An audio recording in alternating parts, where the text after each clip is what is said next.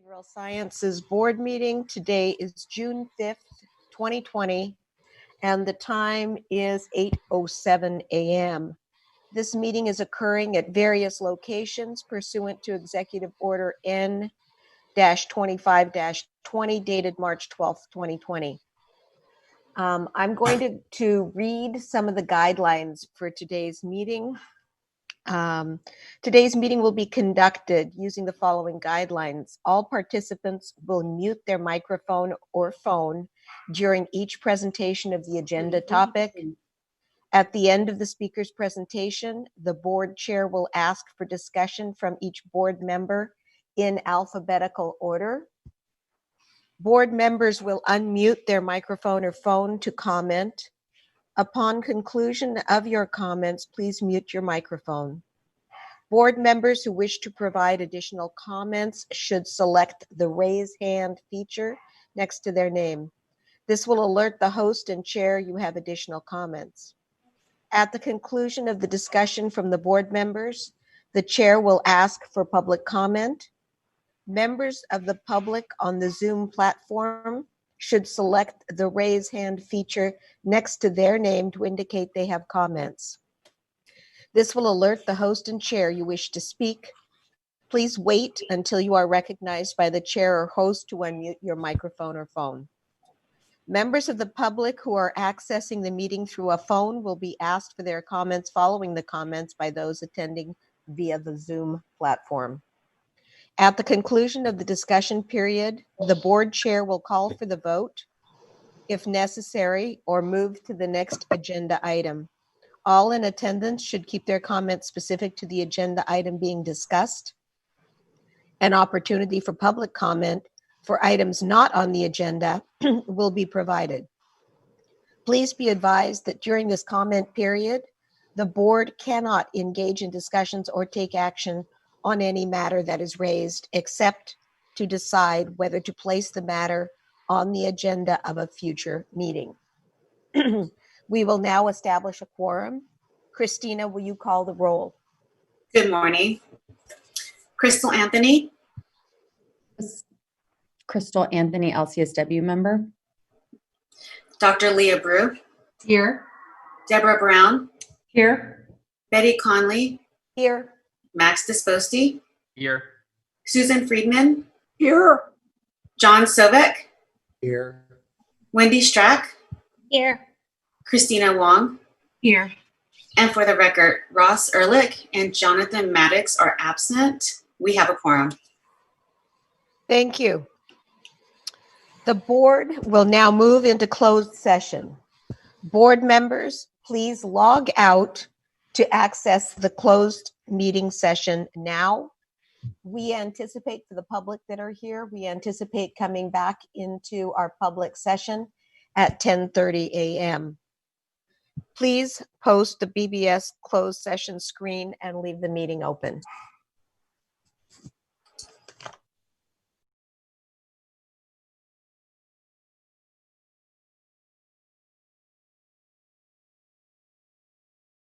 Good morning. We are back. The board is back in open session. Christina, please call the roll to establish a quorum. Board members, as your name is called, please identify yourself as a public member or licensed member.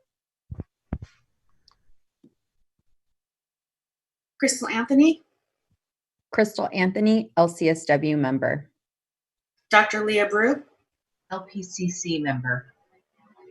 Deborah Brown. Public member. Betty Connelly. Betty Connelly, LEP member. Max Disposti. Public member. Susan Friedman. Susan Friedman. Oh, she's muted. Susan, can you unmute? Thank you. Public member. Thank you. John Sovek. Here, LMFT. Wendy Strack. Wendy Strack, public member. Christina Wong. Christina Wong here, LCSW member. And for the record, Ross Ehrlich and Jonathan Maddox are absent. We have a quorum. So as a reminder, I'm going to repeat these directions. I know people who were at the opening of the board meeting at 8 o'clock already heard these, but we have so many new people on. I'm going to go ahead and repeat the guidelines that we are going to be using today. All participants will mute their microphone or phone during each presentation of the agenda topic. At the end of the speaker's presentation, the board chair will ask for discussion from each board member in alphabetical order. Although I will probably reverse that order, alternating so that people have a chance to be in a different order going first. Board members will unmute their microphone or phone to comment. Upon conclusion of your comments, please mute your microphone. Board members who wish to provide additional comments should select the raise hand feature next to their name. This will alert the host and chair you have additional comments. At the conclusion of the discussion from the board members, the chair will ask for public comment. Members of the public on the Zoom platform should select the raised hand feature next to your name to indicate they have comments. This will alert the host and chair you wish to speak. Please wait until you are recognized by the chair host to unmute your microphone or phone. Members of the public who are accessing the meeting through a phone will be asked for their comments following the comments by those attending via the Zoom platform. At the conclusion of the discussion period, the board chair will call for the vote if necessary or move to the next agenda item. All in attendance should keep their comments specific to the agenda item being discussed. An opportunity for public comment for items not on the agenda will be provided. Please be advised that during this comment period, the board cannot engage in discussions or take action on any matter that is raised, except to decide whether to place the matter on the agenda of a future meeting. At this point, if an item needs to be removed from the agenda, please announce the removal of that item.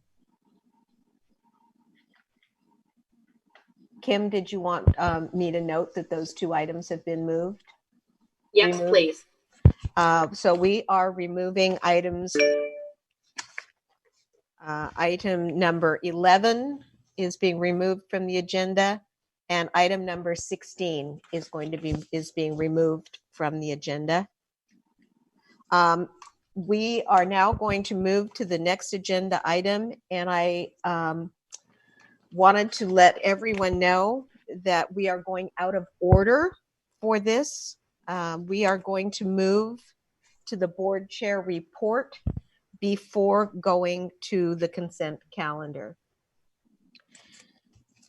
So I wanted to open my board chair report by making a statement on behalf of my fellow board members.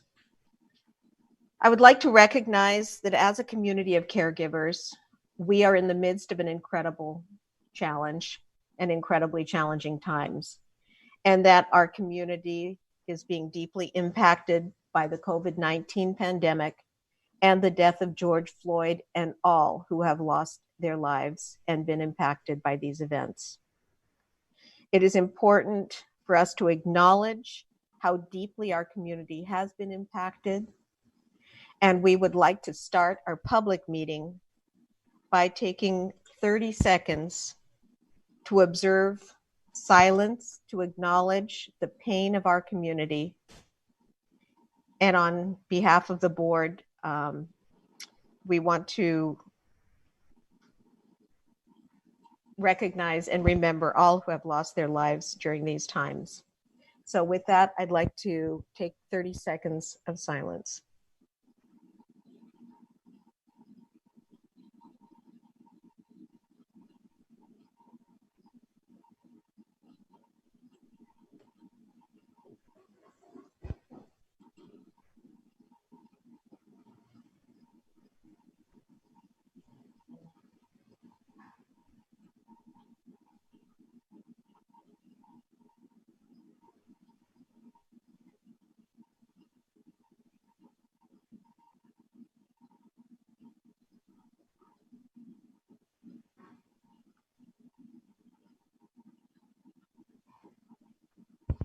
Thank you.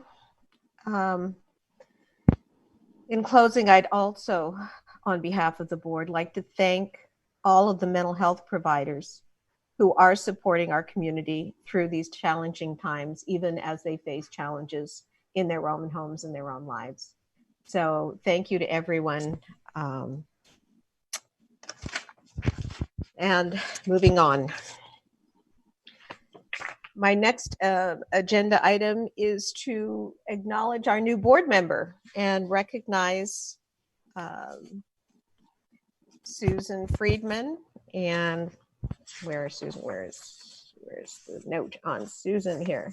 We want to recognize Susan Friedman of Los Angeles, who has recently been appointed to the Board of Behavioral Sciences. Ms. Friedman is an Emmy award-winning network news producer for NBC News from 1982 to 2008, and from 1968 to 1977.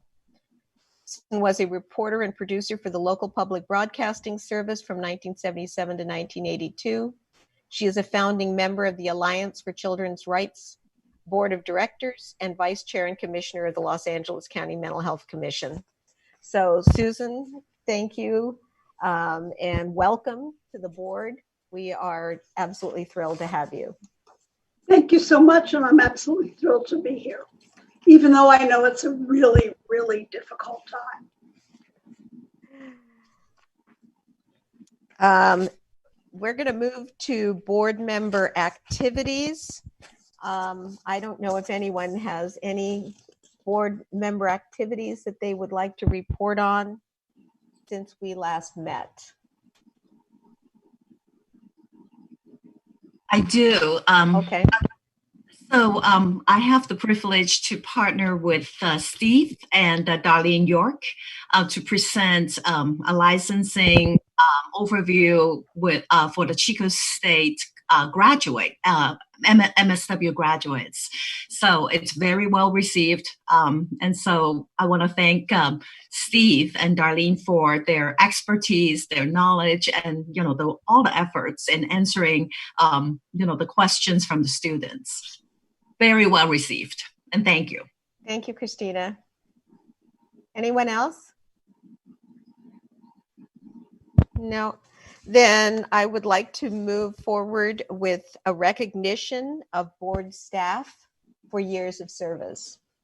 And under normal circumstances, we would have you come up and we would give you your award and celebrate it that way. So unfortunately, we're having to do it a little differently, but it's with no less gratitude and appreciation of your many years of service.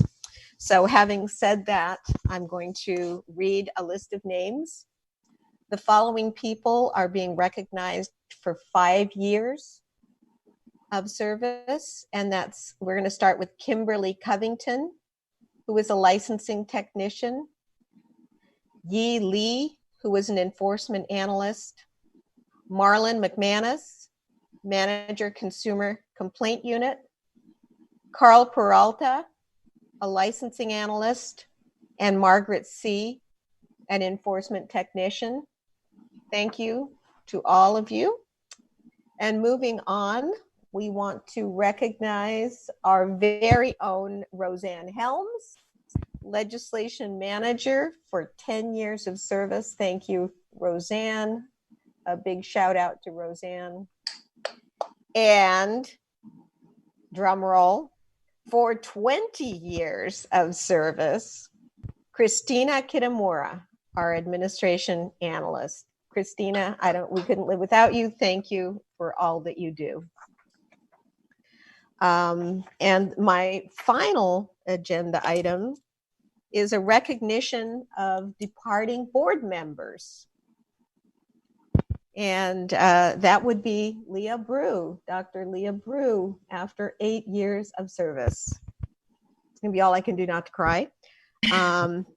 And fortunately, Christina Wong has offered to say something because I think I would have a hard time doing it. So, Christina. Not that I will have an easier time, to say goodbye to. And, it has really been a great honor, to work with Leah in the past 8 years. And she has been such an integral part of the BBS. Leah brought her experience, not only just being an educator and a researcher, but also a very experienced therapist. And we all know she's very, very known for her astute comments and questions, in the probation of the probation hearing.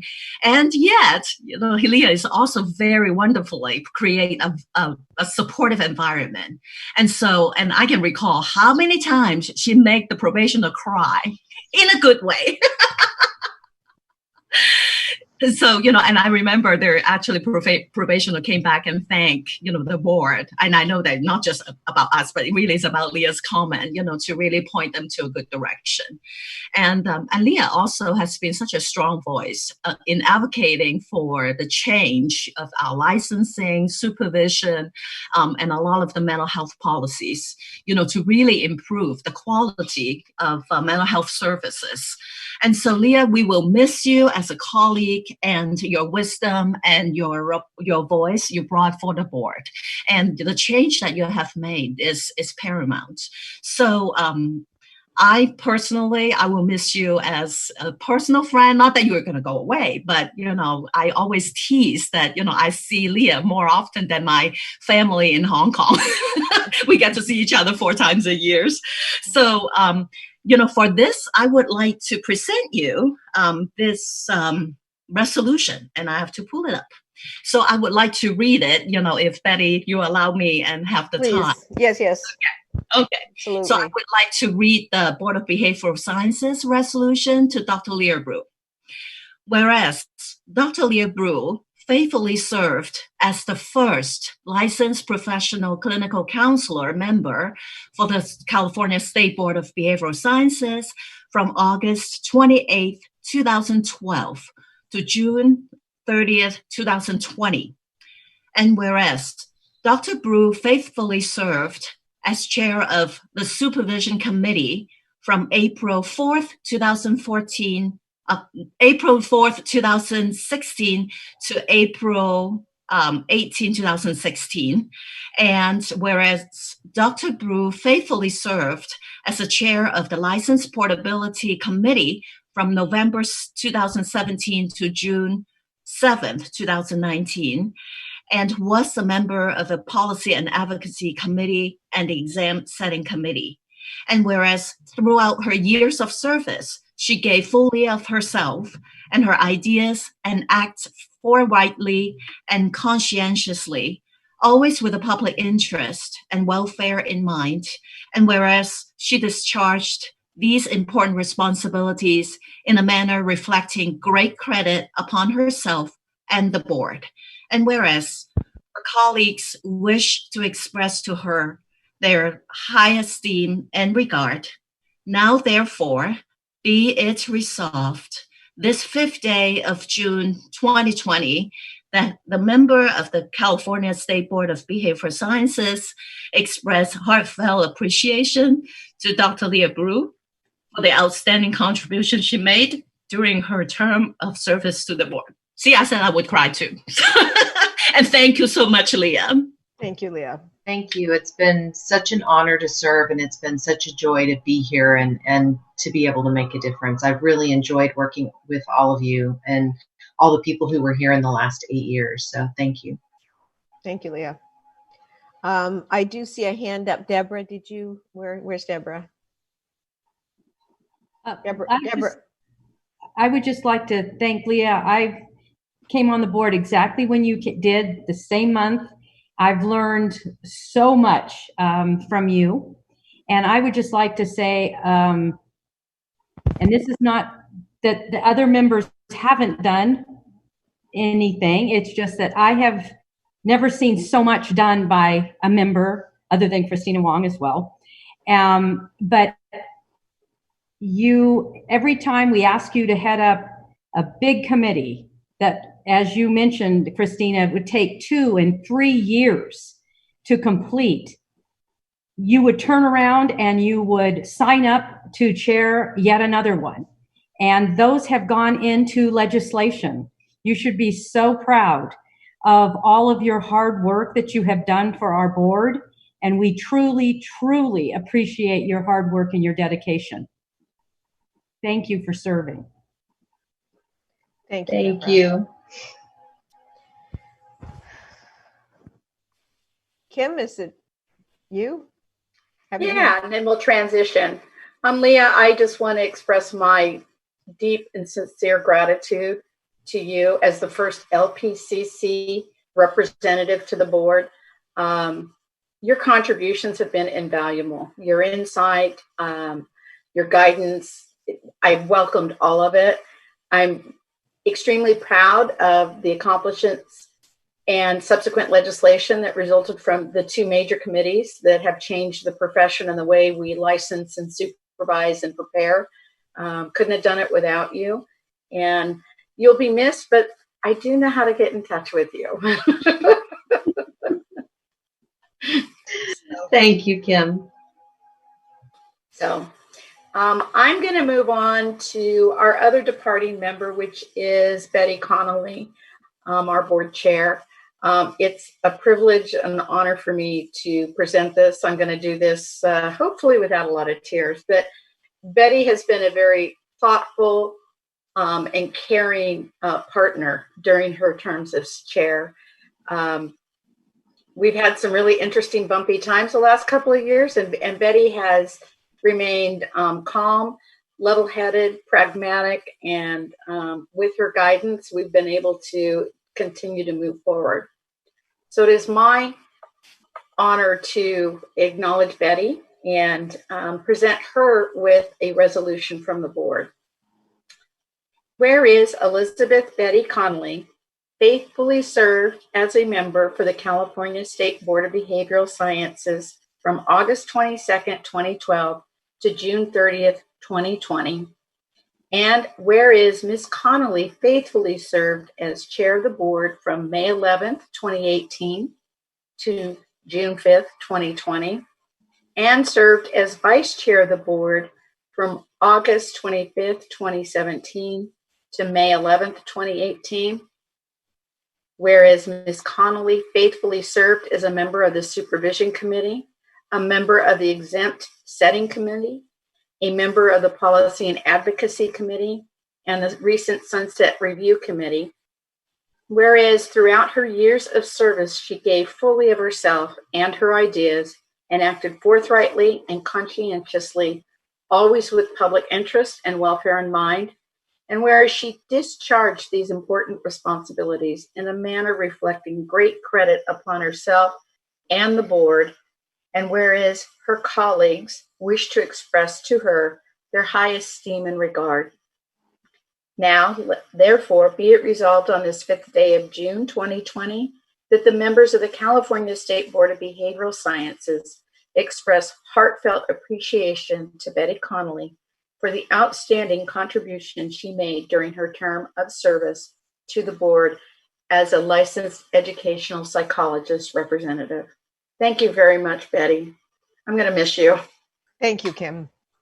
I'm going to miss everyone a lot.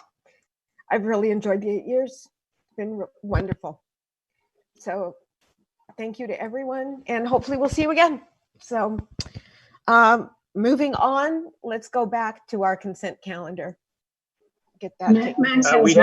We have some comments. Oh, so whoops. you're not out so easy. So okay, Leah.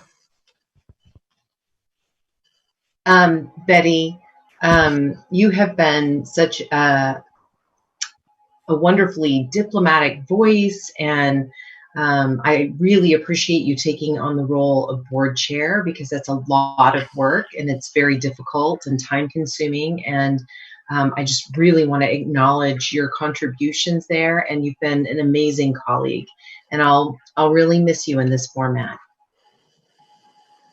Okay, Max. Well,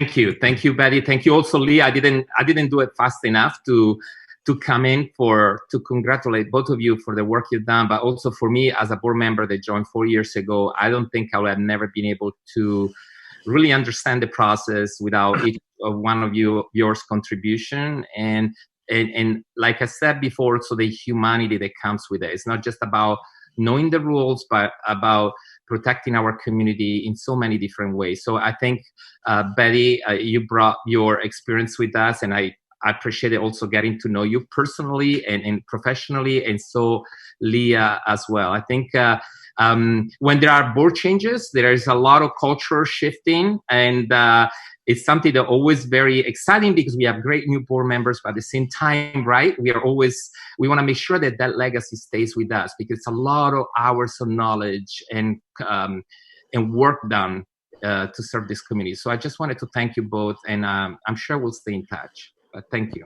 Thank you, Max. Christina.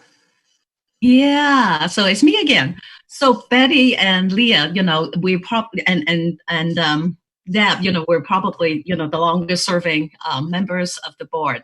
So 8 years is a very, very long time, and Betty is the lone LEP member on the board, and so. I really truly appreciate, how much you advocate for the LEP population, because, it's such a different license type, who has a different niche, in our mental health professional. And so you always have a way to able to balance what the need of the LEP, and also, the wider, for all the other mental health licensees.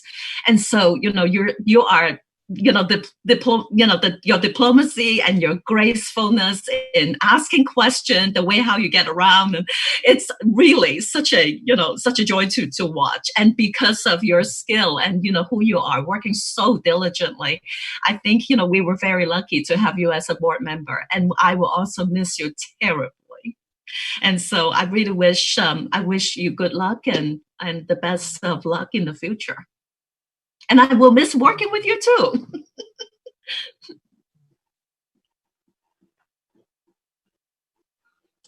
I think we're ready to. Thank goodness. I don't think we could keep doing this much longer. Whew. Okay, now officially back to the consent calendar. So there is I think, is that back? Oh, never mind. I was seeing that Becca Gonzalez, she raised her hand. Oh. Is it Becca, you want to say something, or? Oh, I just did the clapping thing. Maybe I did it wrong. I just wanted to congratulate both board members for time well served. Thank you. Oh, Thank you very much. We do have Ben who would like to make a comment. Go ahead, Ben. It's just along the same lines. I really want to thank you both. I have tremendous respect for the work that you've done on the board. I'm really grateful for all the times that we have agreed and all the times that we've disagreed. You have done tremendous service to the profession and your service to the board, and just really, really grateful. Well, thank you. Thank you. And I think that is up. We got Jan Lee would like to make a comment. Jan Lee. I want to express my deep appreciation to both of you who have served admirably on the board. There's no nobler cause than public service. And you both have been great public servants, and I really appreciate it. Thank you so much. Thank you, Jan Lee. And I think that is it. Let me check just to make sure. Yep, I think that is it. Yep, you're good to go. Okay. So, Kim, do you have the consent calendar? I do. So it is the possible approval of our March 5th through 6th, 2020 board meeting. Can I have just a very small amendment? So that's page 5, the first line, that's the date. I think the date should be 2020 instead of 2019. So small thing. Okay. Great catch. Thank you.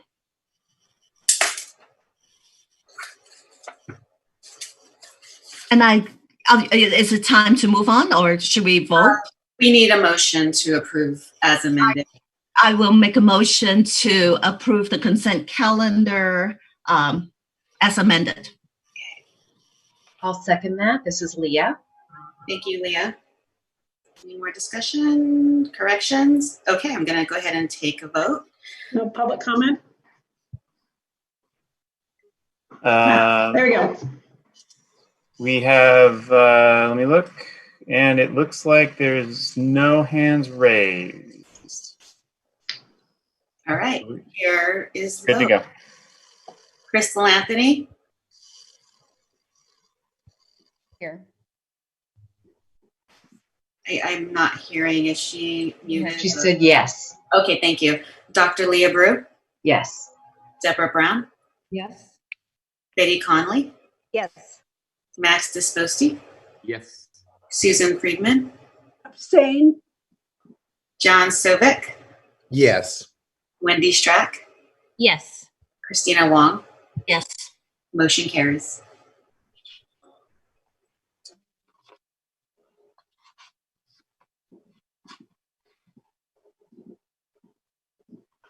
Okay, is that it for the consent calendar? That is it. That's it, okay. Then moving on to the executive officer report, Kim, that would be you. Alrighty. Well, welcome everybody. We'll start with our budget report. So our budget for this fiscal year, which ends at the end of this month, is $12,640,000. As of May 13th of this year, we have spent 70% of that budget, or $8,829,227. And the breakout is there in your report, with 36% going to personnel, 25% to operating expenses that include exam, travel, purchasing, those types of things, and then 9% to our enforcement costs.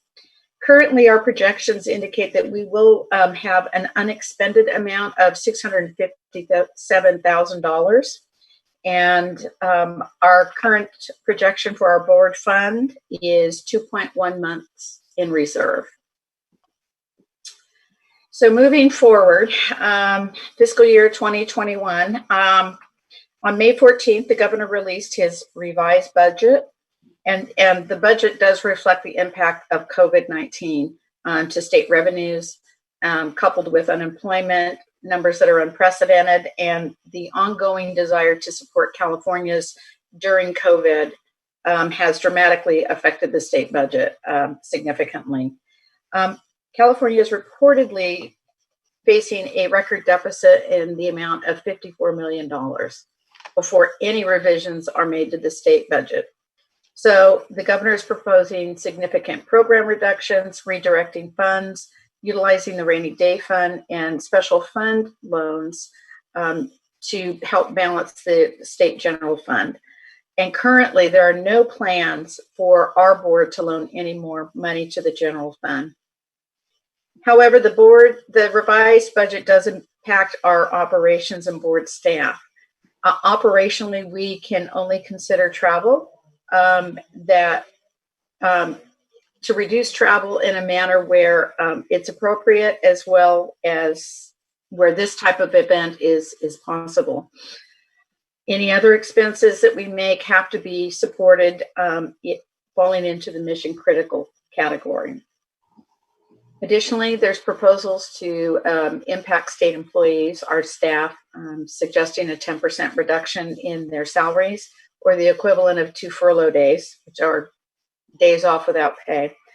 That reduction is supposed to be negotiated between the union and the governor's office. And so what that looks like after July 1 is unknown, but the plan needs to be submitted by the 12th of this month, so next week. So the reduction will be, whatever they decide, the reduction will be effective July 1. And finally, moving forward in the 21-22 budget, the board will be asked to reduce its expenses by 5%. Significant projections right now, or realistic projections, indicate that California is not going to recover from this until about 23, 24. So that is the budget report, and I'll take any questions.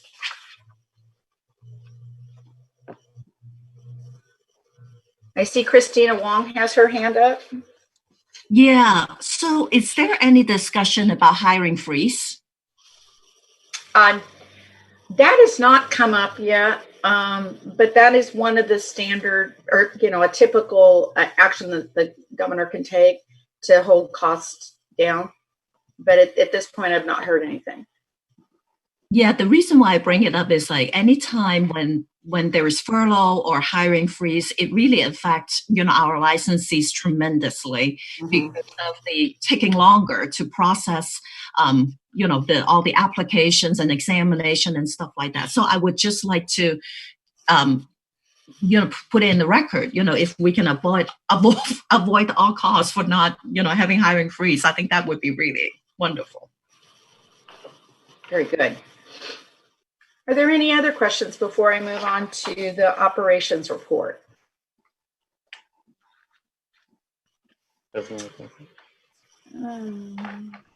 Nope, there's no other questions. Okay, we'll go on to the operations report. So wow, vastly different from the last time we met. The day before we met, the governor had declared a state of emergency, and that authorized additional resources and formalized the emergency activities to prepare our state for the increasing spread of the virus. It became evident rapidly that this was going to affect schools, businesses, and all Californians. And it was a very fluid situation, and we really, it's kind of interesting. But we have an amazing staff, and what we first looked to was our business continuity plan, and we initiated some of those components. The activities that we did, we identified all the tasks and duties for telework. We assessed our current equipment resources, and then the need for equipment for our staff to work remotely. We trained the staff to access our data remotely. We had to execute all new telework agreements. We had to develop new work guidelines for telework, how to report an absence, how to respond timely to anyone that was looking for us via email or phone, and identify any activity that was conducive to telework. We also established a rotating schedule for the staff to report into the BBS office to drop off and pick up work. And we provided guidelines for safety that aligned with the CDC guidelines to protect the health of our staff and their families. We established a work schedule for all employees whose duties and tasks were not exactly conducive to telework, such as the opening mail and processing all the monies that we received. And we we did align all of that with the guidelines from the CDC about social distancing and good hygiene practices. Shortly after we did that, our office closed to the public. The building was closed, and everyone began working remotely. And so we implemented the rotating schedule to bring in staff for a period of time to complete those essential services and still provide for minimal staff contact within the office. Prior to COVID, what we had been doing is that we've been in negotiations and discussions with the Department of Consumer Affairs and their call center to be the first line of response to all incoming calls to the board.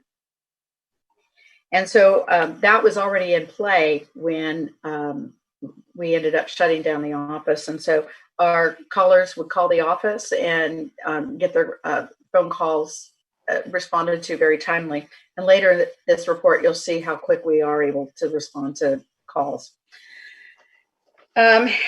So daily, we are working remotely. I know that was a strong concern with our stakeholders. Are we processing applications? Are we opening mail? And the answer to that is yes. Every day there's a manager on duty. Every day Monday through Friday, there is staff in the office doing their work or dropping off and picking up new work. And every day at the end of the day after the last person checks out with the manager on duty, the manager goes through and disinfects all common areas. Doorknobs, light switches, printers, copiers, faxes, the front counter, the break room. So we have all of that into play, and that'll continue moving forward if and when the office reopens. Right now, we don't have any word when the building will reopen. So some outcomes for that is that we were able to reduce some of the processing times for a lot of our applications. We got super creative. It's amazing what you can do when you really need to start thinking outside of the box. So we initiated processes to move to a paperless system. We initiated the e-transcript forum for schools to submit their transcripts and program certifications to sort of adapt to schools being closed and graduates not being able to get that information on site. We have Microsoft Teams that we use with our staff to conduct staff meetings, unit meetings, as well as manager meetings. The managers meet twice a week just to check in, see how things are going, chat about any concerns that the staff might have or their needs to work remotely. We started initiating the use of Facebook Live and host live chats with stakeholders on Fridays. We began conducting outreach activities via Zoom platforms or other platforms that are available so that we can continue to engage with our stakeholders. And we also worked really hard and diligently and to identify those immediate laws that needed to be waived so that we can allow our associates and licensees to continue to practice, welcome back some retired licensees back into practice, and adjust some of the statutory and the regulatory deadlines to take an examination, be able to waive those for a period of time so we can allow folks to continue in the examination process and avoid adversely affecting their application. We've been pretty successful. We're waiting on one waiver now for the examination eligibility. And my understanding is that is part of a bigger waiver request that's going to include all boards and bureaus who have those kinds of guidelines specified in their laws. So we're waiting on that. So as I said, moving forward, we're just going to continue to do what we're doing. When the office reopens, we'll stagger everybody coming in and out of the office. Additionally, we're going to maintain at least 75% every day, 75% of our staff every day remotely. They're going to continue to work remotely because that was our direction from the governor. And we'll continue to develop guidelines and protocols for disinfecting the office, social interaction, maintaining that radius. And we're going to continue to work on business processes where we can move to an online format, electronic format, and then we'll initiate the activities to make those happen. And we'll continue to look forward to find opportunities to increase our outreach to our stakeholders, as well as any other additional waivers that we may need or extensions to the waivers that already exist. So I'm going to stop here for a moment, and I know that Leah had her hand up. Yeah, I wanted to thank the board for transitioning quickly. I know in my work it was pretty stressful and intense, and I really appreciate the hard work everyone did. I also, you had said going forward with doing the online uploads, like when we come out of this someday in the distant future, will we still be able to upload transcripts? Like we couldn't do transcripts this time, but we were able to do the program certifications. And I just think of all the trees we kill and everything else and how much longer it takes to print all that stuff and then mail it. Is this something that we're going to be able to maintain, do you think? Or is it too much work for the board? No, actually, this has been on our strategic objective for a long time to kind of go green and just, do more of an online process. I anticipate that this is and expect it's going to stay moving forward, and we're just going to add to it. COVID just sort of really lit, I don't want to say lit the fire under us, but it really forced us to start making those decisions and putting our attention to that, because we needed to help our stakeholders. We had to help the graduates and our licensees. And so this was that opportune moment to make that happen. And I'd like to take credit for it, but I really can't. It's Steve Sodergren that has done all of that heavy lifting. He's been outstanding, amazing, and we've got some really creative staff, and they make me look really good, I just have to say. But they, all I had to say is go for it, and they took it and ran with it, and here we are. So Great. really, Thank really you good job. so much. It's great. It's really great. Alrighty. Are there any other questions before I move on to the general statistics of things? Okay, seeing none. So the stats for our third quarter are there for you. For your review, licensing, our application volumes increased slightly by 2% in the third quarter. Our processing times, the mix, the days to process, that was a little mix. Some reductions, some not. But I can tell you that right now we're reducing the backlogs in the clinical exam for the social worker group as well as the marriage and family therapy group. Those are coming down dramatically with our weekly posting. And we post that on Facebook. I believe it's every Wednesday. So in the last quarter, we issued just a little over 1,300 licensees, initial licenses. And as of April 1st, we have 120,220 licensees on board. Pretty amazing. Our renewal activity increased 3% in the last quarter. And just in general, our overall application volume increased 36%. I'm going to spend a little time on our examination program. So the data here reflects that we administered 4,387 examinations in the last quarter. We conducted 9 examination development workshops, and the Office of Professional Examination Services completed their occupational analysis of the marriage and family therapy profession. And that summary of that report is attached for your information. We had to shut examinations down, or rather, Pearson VUE, our testing vendor, shut down examinations mid-March. And so those that were already scheduled for the exam were adversely impacted. They could not take their examination. Pearson VUE subsequently, about the middle of April, started reopening their sites.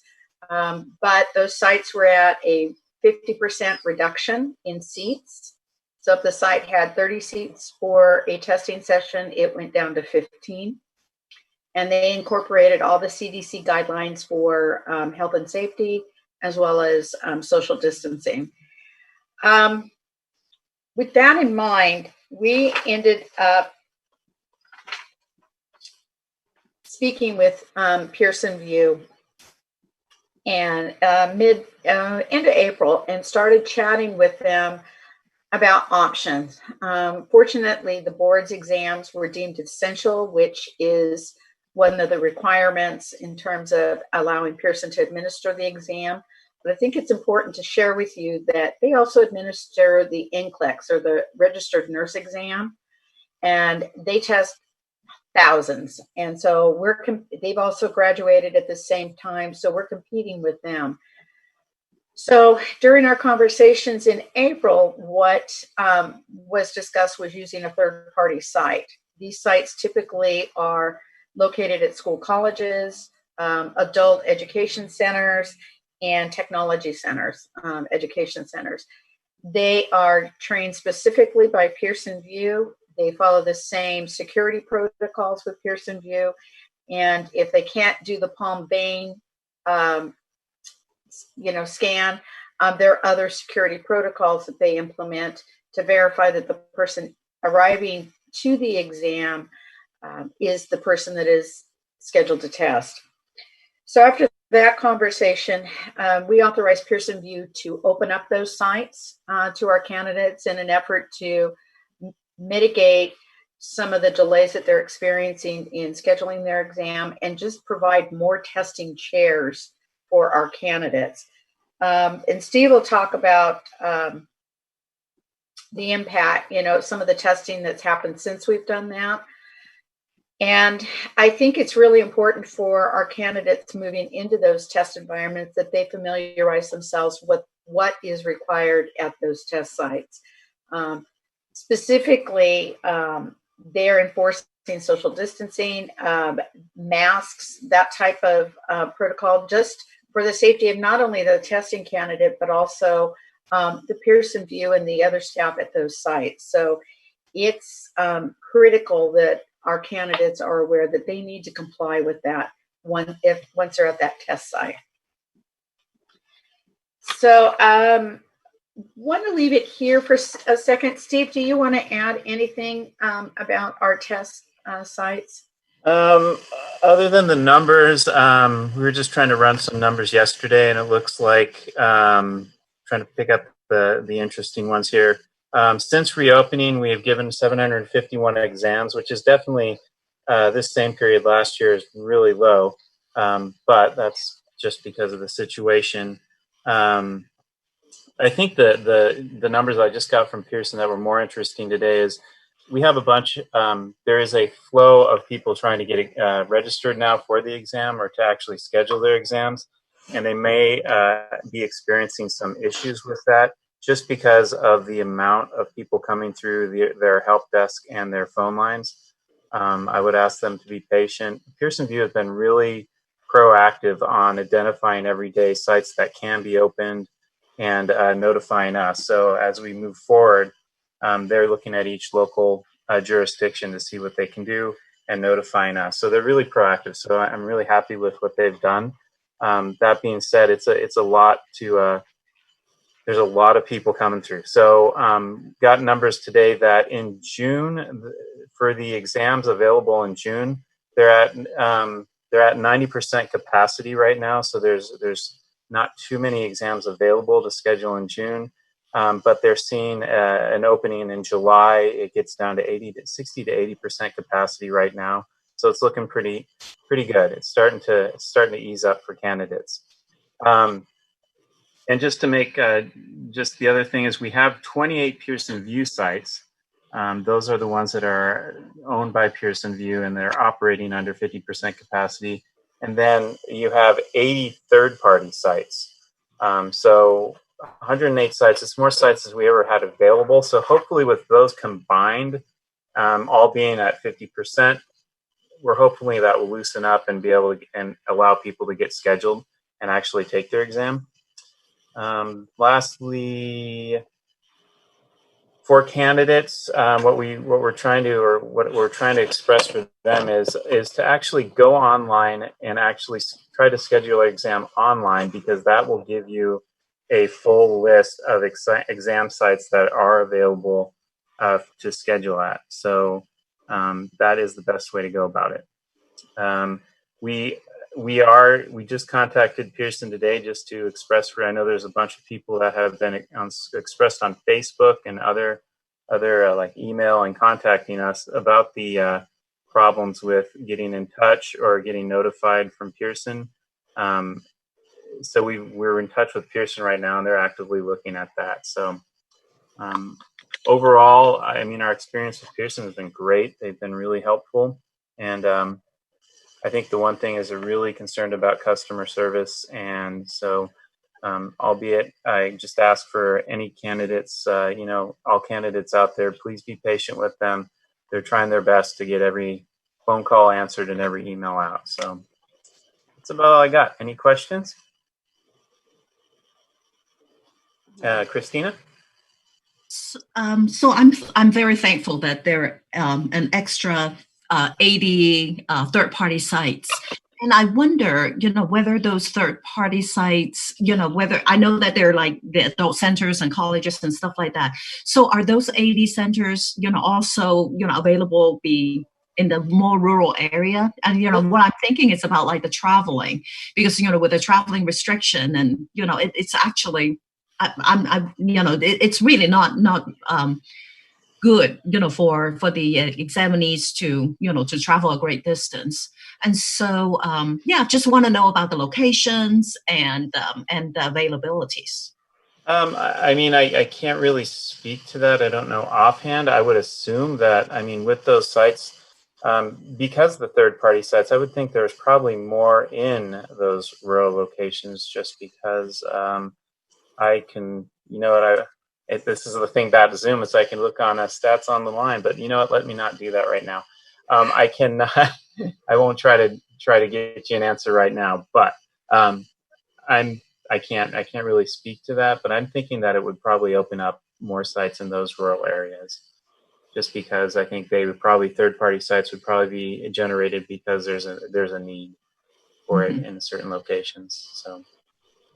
And I would add, Christina, just to ease your mind a little bit, when they presented us the list, I can tell you like Shasta College was on that list. Okay. So they're up there. And that struck me as being a really good thing, because that was a county that was one of the first to open. So anyway, and they add the additional sites as the county opens up and that facility becomes available. So it changes. What was probably available 2 weeks ago is still available, and then we have additional sites. So it's an information update frequently on the website. It's always on Pearson's site. When they go in and use the online scheduling feature, there's a drop down where they can select where they want to take their exam. So pretty much it's up to Pearson View to upload the site's availability, not anything that EBS could do. Correct. Yeah. And then, but we'll also notify if any big changes go through. If we know there's a huge amount of sites opening up more, we'll definitely put that out there online. So, I just hate to ask. I know there's a lot of anxiety right now with the eligibility dates. We're hoping for the waiver to get through so that we can work on that. Just please be patient with us, and we'll try to make it through this spring. So the other question I have is that, have you heard about, the licensees, the registrants' concern because of the lack of the examination, and so, the renewal becomes a problem, because of the rules that, they have to at least to try to take, the law and ethics exam, before the renewal, that kind of stuff. Have you heard about, how it impact, the registrants? Well, we did have the waiver that went through for people that were expiring between March 31st and June 30th, that they could actually renew without taking the law and ethics exam. They'll have to take it later on in September. So that's actually helped out. I think what we're hearing more of is the candidates that are in the clinical exam who are close to their eligibility deadline. So with the registrants, because the pass rate's it's an 80% pass rate still. So it is a smaller population that is affected. But it's the clinical exam candidates that we're really kind of hearing the concern from, and their eligibility expiring. So, and hopefully that waiver, this next waiver when that goes through, that will help. Yeah. So I want to appreciate, the staff, really using the waiver, to help with the registrants, because especially for those who run against the deadline, that is a big stress. So, so I want to thank the board, to address that. Good. Thank you. Okay. If there are no other questions, I'll continue on. Doesn't look like it. All righty. None? Okay. So for our enforcement program, we received a total of 456 consumer complaints and 298 criminal conviction reports.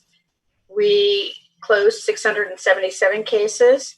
We referred 37 cases to the Attorney General's office for formal discipline. And as of the end of March, we had 142 cases pending at the Attorney General's office. We filed a total of 33 accusations and 13 statement of issues this last quarter. And our final citation number for the quarter was 83. Board members were hard at work. There were 31 final disciplinary orders that you all provided your input on. And the average number of days to complete all of that formal discipline in the third quarter was 485 days. I'll remind you that this statistic is measured by the average number of days from very beginning to the very end, and that the DCA performance measure is 540 days. So we're well under that. The average number of days we started tracking, the average number of days that the case is with the AG's office, we started tracking that. And in the last quarter, it's 365 days. And the average, and that measures the time from when we refer it to the AG's office to the time it comes back and it's done. So that's an improvement over there as well. And the average number of days to complete all board investigations was 30. Moving on, CE audits, they're currently suspended. We are recruiting to fill that vacant position. So no audits right now to report. In our outreach activity, we attended a total of 1, 2, 3, 4, 5, 6, 7 events, and we either participated on the phone via Zoom or another web video conference platform. And some of these were the social work presentation that Christina mentioned that she and Steve and our lead analyst in the social work unit, Darlene York, attended and presented. I attended a camp lunch and learn. That was kind of interesting. It was fun. And then we initiated the Facebook Fridays, and we've continued our outreach partnership with the MFT consortium groups. Steve also participated in, and Darlene as well, in a presentation to UC Berkeley's social work students. So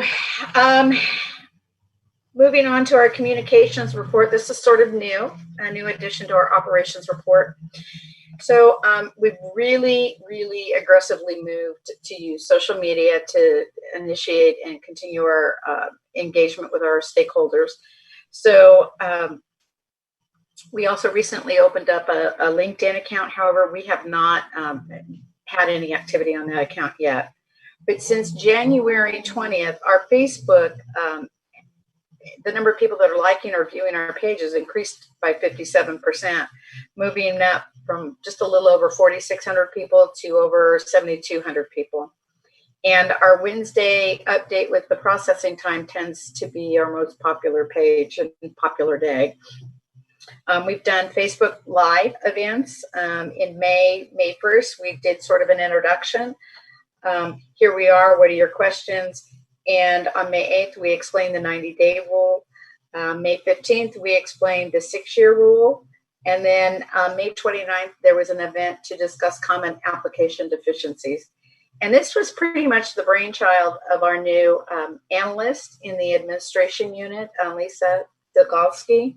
She's been monitoring all our social media and questions, and she pitched the idea to Steve and I, and it was go for it. And it's been quite successful, and we're really pleased with the outcome and the attendance on those events. We've been using Twitter as well. Twitter doesn't apparently provide a lot of analytics, but we're able to track how many people are looking at our Twitter pages. And you can see those numbers in your packet. In April, it's kind of interesting. It was 767 views and 794 in March. So as I mentioned previously, we began using the services of the DCA call center. And the transition, after an initial training period, 9 staff members out of the CIC call center were assigned to answer our calls. And essentially what they're designed to do is to take that initial phone call, kind of triage it. Is it something that they can answer routinely with the training that they have? Or is it to resolve a Breeze account issue? And if it is, they take care of it right there and resolve that concern. If the caller needs something that it requires an expertise of somebody in the board staff, then the caller gets transferred to the board staff. And the transition has really lowered our wait times. The average wait time now for a call to be answered is between 30 seconds and a minute. Previously, we would have reports of people being on hold for 30 minutes when we were answering the phones. And so I think this has really improved our customer service to our stakeholders. We're not getting a lot of frustrated calls because they were on hold for so long. The highest number of calls that the CIC has received since they've taken over that initial response has been 151 calls on March 10th. And the lowest number of calls was on April 24th with 58 calls. And on average, we get about 75 to 100 calls per day. So with that, I have concluded the operation report and happy to answer any questions. So we had a couple comments from Max, actually. Ben, I see there, but Max, do board members first? Just quickly, Kim, you mentioned about our social media and Twitter in particular. Are we using Twitter to send out info? I came across, but I didn't pay attention if are we able to answer questions on Twitter, or we're using Twitter obviously as a distribution of information? How are we using it? I'm going to punt to Steve. Yeah, you know what? I haven't been, I feel bad. I haven't really been following. Usually what we do is just mainly for posting, but we do answer questions on Twitter also. In fact, I just got one that was punted to me today. So, but usually anything that we have on Facebook, we will, the same message goes out across all our platforms. And then Lisa monitors them and answers questions on there too. So okay, thank you guys. Thanks. And then John. So since we're having such a popular response, and we're only sitting around 4,700, we have 120 licensees out there, and people are part of it. Are there any active steps to try and really push this now that we're finding such success with social media outreach? Oh, I definitely want to keep pushing it, and we're trying to get it out there. And I think right now, we've been really excited about the amount of the traction that Lisa's been able to make. The only thing, like you're saying, we have 120,000 licensees. I think the 8,000 likes that we're getting are mainly from registrants, people that are really actively involved in the process of getting licensed. So that being said, I think I keep looking, and I know we keep talking about it, is how to get that other licensing, population, not just the registrants, but everyone actively involved in that, because it is a great way to disseminate information. I mean, it really does help out. So we do have that at least have that in the vision for that. I would add too, John, that whenever we do any kind of outreach, either at the beginning, at least once or twice during our presentation, we encourage people to connect with us on social media, because it's a really great way to stay abreast of what's happening with the board. So but if there are other ideas that you have about moving it forward, I'm all ears. Pass any ideas. Please email me. So email me and such. So yeah, Ben's got a comment. Can I let Ben chime in? Yeah. He's very patient here. Thanks, Ben. Go ahead. Thank you. I had a question about enforcement. You have a lot of licensees and registrants who have been participating in demonstrations over the past few days. And I've heard a fair amount of concern that amounts to what happens if I get arrested for violating a curfew, for resisting arrest in the absence of any other kind of a charge. Can you speak to sort of what the typical process would be here when the board receives a report of such an arrest? So because they submitted their fingerprints, anytime you're arrested, we get notified. One of the first things that we do is review the arrest, and we open up a case. Part of that review also includes, is it substantially related to the practice that of our profession that we regulate. We're concerned about violations that typically might place the public in harm's way. So, we might get notified about someone being arrested for violating curfew. I can't imagine that we would be pursuing any kind of action against it because it simply just doesn't rise to the level where they would endanger the public. So, probably get closed, honestly, then. Thank you. I appreciate that. That's one of the things that I've heard is folks are kind of anxious about participating because of the chance of getting arrested and concerned about what that would mean for that license or registration. So I appreciate that a lot. Sure. And so we have another comment. Actually, I'm going to, when the comments come up, Jen, I know you've had your hand up, but I'm going to board members first, so I apologize. So Leah? Yeah. Basically, what I've been telling my students, and I want to make sure this is okay, my students and my alumni is, as long as you're not doing anything unlawful, then you should be fine because people are getting arrested when they're not doing anything unlawful. So I just felt like that was like the safest advice to give, like looting, that's going to be a problem. I didn't speak to curfew, but I didn't want to take that risk with them. Okay. Okay. Then we got a comment from Jen. Allie? Oh, thank you very much. I just wanted to applaud the board on their approach to dealing with the COVID-19 situation and responding to the licensing needs throughout the state. And it's been a trying time for all of us, and we just want to, again, applaud your response to it very much. Thank you, Jen. All righty. Any other questions operationally? Operationally, just really quick to mention, we did get a comment on the side. Taylor was asking about competing for slots with other professions like the RN board. Can the board advocate for Pearson to reserve a certain percentage of exams for RNs and a certain percentage of exams for BBS candidates? Unfortunately, we can't. I'm sorry. I was pretty happy that we were included in the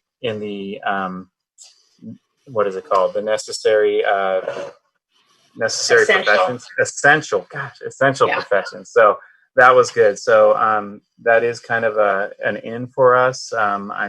There's some candidates that can't test because they're not deemed essential. So just that's the answer to that. So thank you for responding. Oh, sure. And then You're I think welcome. that's it. Okay. All righty, we'll move to personnel. This kind of aligns with what Christina was asking about earlier. So new employees, happy to share with you that we promoted Ms. Christina Kitamura to Associate Governmental Program Analyst.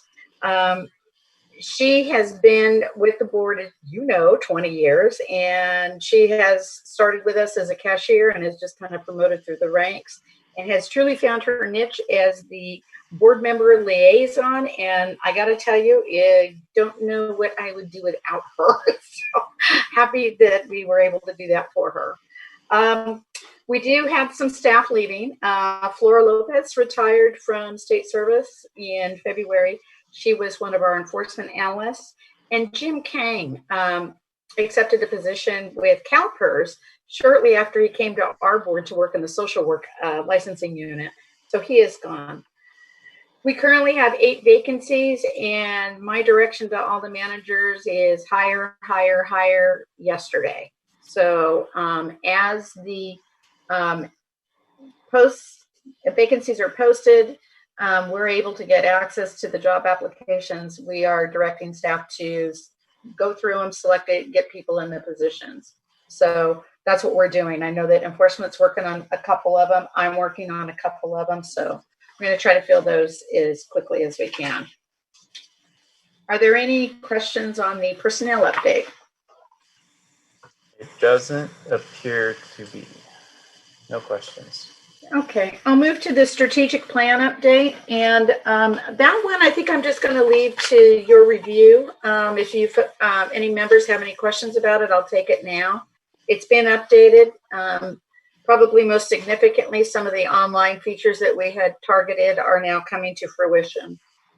The e-transcripts being one of them.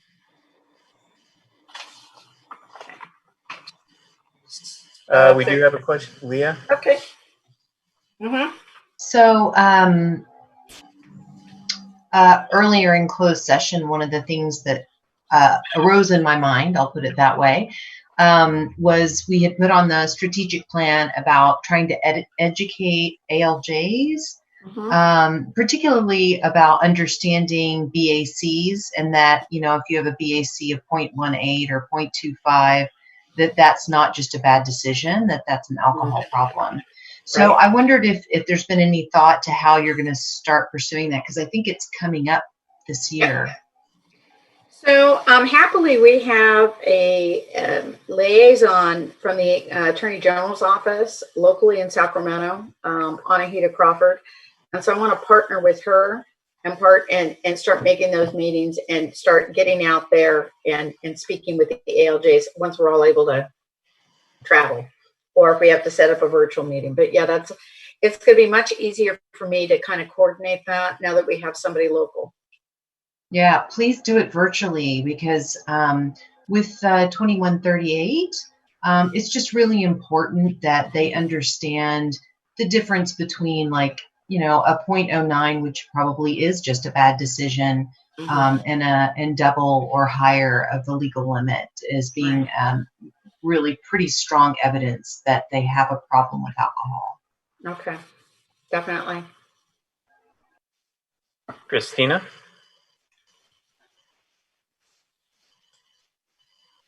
Just a quick comment. I think that's, you know, having Ms. Crawford, you know, as our liaison, you know, it's a really good indicator, you know, for that particular objectives that, you know, that we have done. And so I would really suggest, you know, to put it out there, you know, just kind of update that strategic plan, you know, so we remember that there has, you know, at least a step has been taken. Yeah. Well, gotta give credit to our work. And as a reminder, I think we're coming up on doing this again soon. When is it going to be, the new one? This one's good through 21, I think. Yeah, I think so. Yeah, so probably next summer. Start next summer, yeah. Yeah, probably next summer.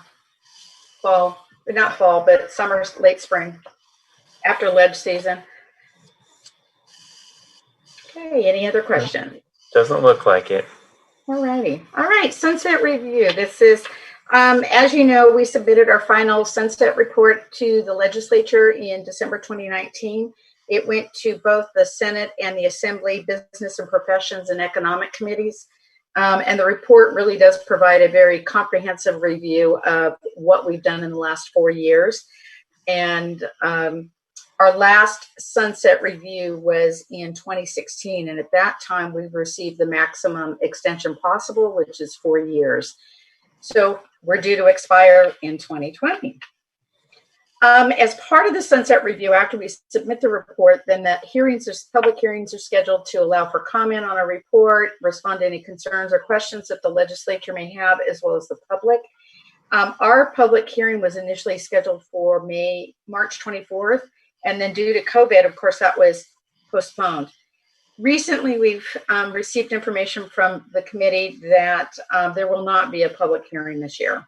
And of course, that brings up the question about our expiration date. And so what the committee has done is they have included language to extend this out 1 more year till 2021, with the intent of scheduling us for a public hearing, sometime next year. I don't know.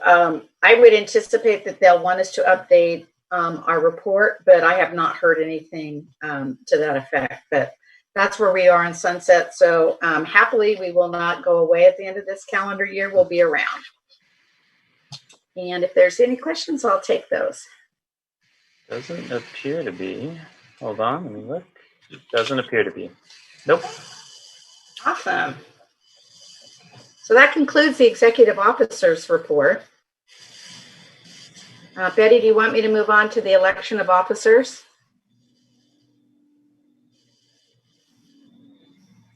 Yes, thank you, Kim.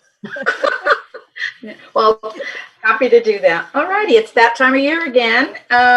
So we're required every year through Business and Professions Code Section 4990 to elect a board chair and a vice chair each year. Currently, our departing member, Betty Connelly, is our chair, and Max Disposti is our vice chair. So before you today is a decision to elect a new chair and a vice chair. And currently, I'll note for the record that Leah Brew is not eligible for a nomination, and neither is Betty. Unfortunately, we'd like to keep you both, but can't. Sorry. And on that caveat, I am going to add that one of the governor's executive orders does extend Betty and Leah to October unless someone else is appointed in your position. So we, can keep you for a little bit. So with that, let's shall we start with board chair first, Betty, to the election? Yes, please. Okay. So I will entertain nominations for board chair. And I do see Leah.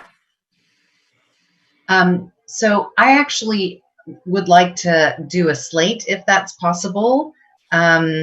I was thinking maybe if Max Disposti was willing to sit as chair and Christina Wong as vice chair, because she could mentor Max in that position if she was willing.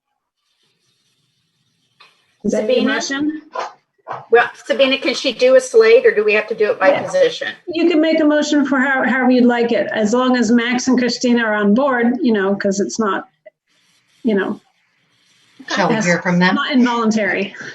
Okay. If they'll accept the nomination. I would be honored to serve in that position. I think, like I mentioned before, it's been an incredible opportunity to work with all of you, and I hope I can represent fully this board. And if I can speak to it without violating anything, definitely having a partner that has been here for a while as a vice chair will definitely help and support the leadership of this board. So I'm very honored, and thank you for Leah. Thank you for pointing it forward. I'd like to second that. Can I ask Christina if she accepts her nomination? Yes, it will be my great honor to continue my my contribution, to the board, before, my term is up. And I think, Max and I will have a, great working relationship, and, and I have all the intention to, to really, pass on my 2 cents, $5, whatever. I agree. I have a second, which is Deborah Brown. Any discussion? Public comments? No? Nope, I don't see any. Okay, I'm going to move on with the vote. Crystal Anthony. Yes. Dr. Leah Brew. Yes. Deborah Brown. Yes. Betty Connelly. Yes. Max Disposti. Yes.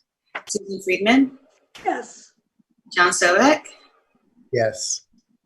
Wendy Strack. Yes. Christina Wong. Yes. It's unanimous. Motion carries. Thank you all. Thank you. Congratulations. Thank you. So I'm wondering, before we move on to Roseanne's, we have all of the legislative update coming up. Does anyone need a quick 10-15 minute break to that? I've got a lot of thumbs up on that 10-15 minute break. So what time is it right now? It is 5 minutes to 12. Let's go ahead and take 15 minutes, come back at 12:10. Is that all right for everybody? Okay, we'll see everybody in 15 minutes then.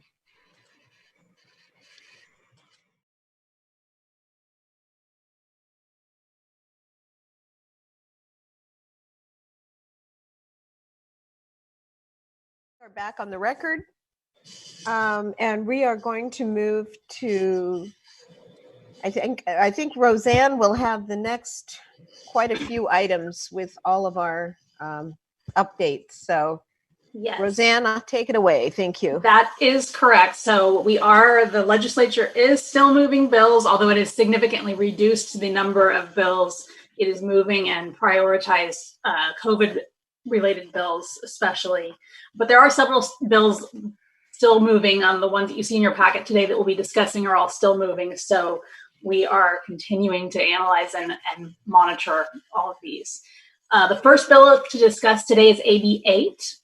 This is by Assembly Members Chu and Garcia, and it has to do with pupil health and mental health professionals. This is a 2-year bill. The board actually took a support position on it last year, and it was amended just right after the board meeting last May.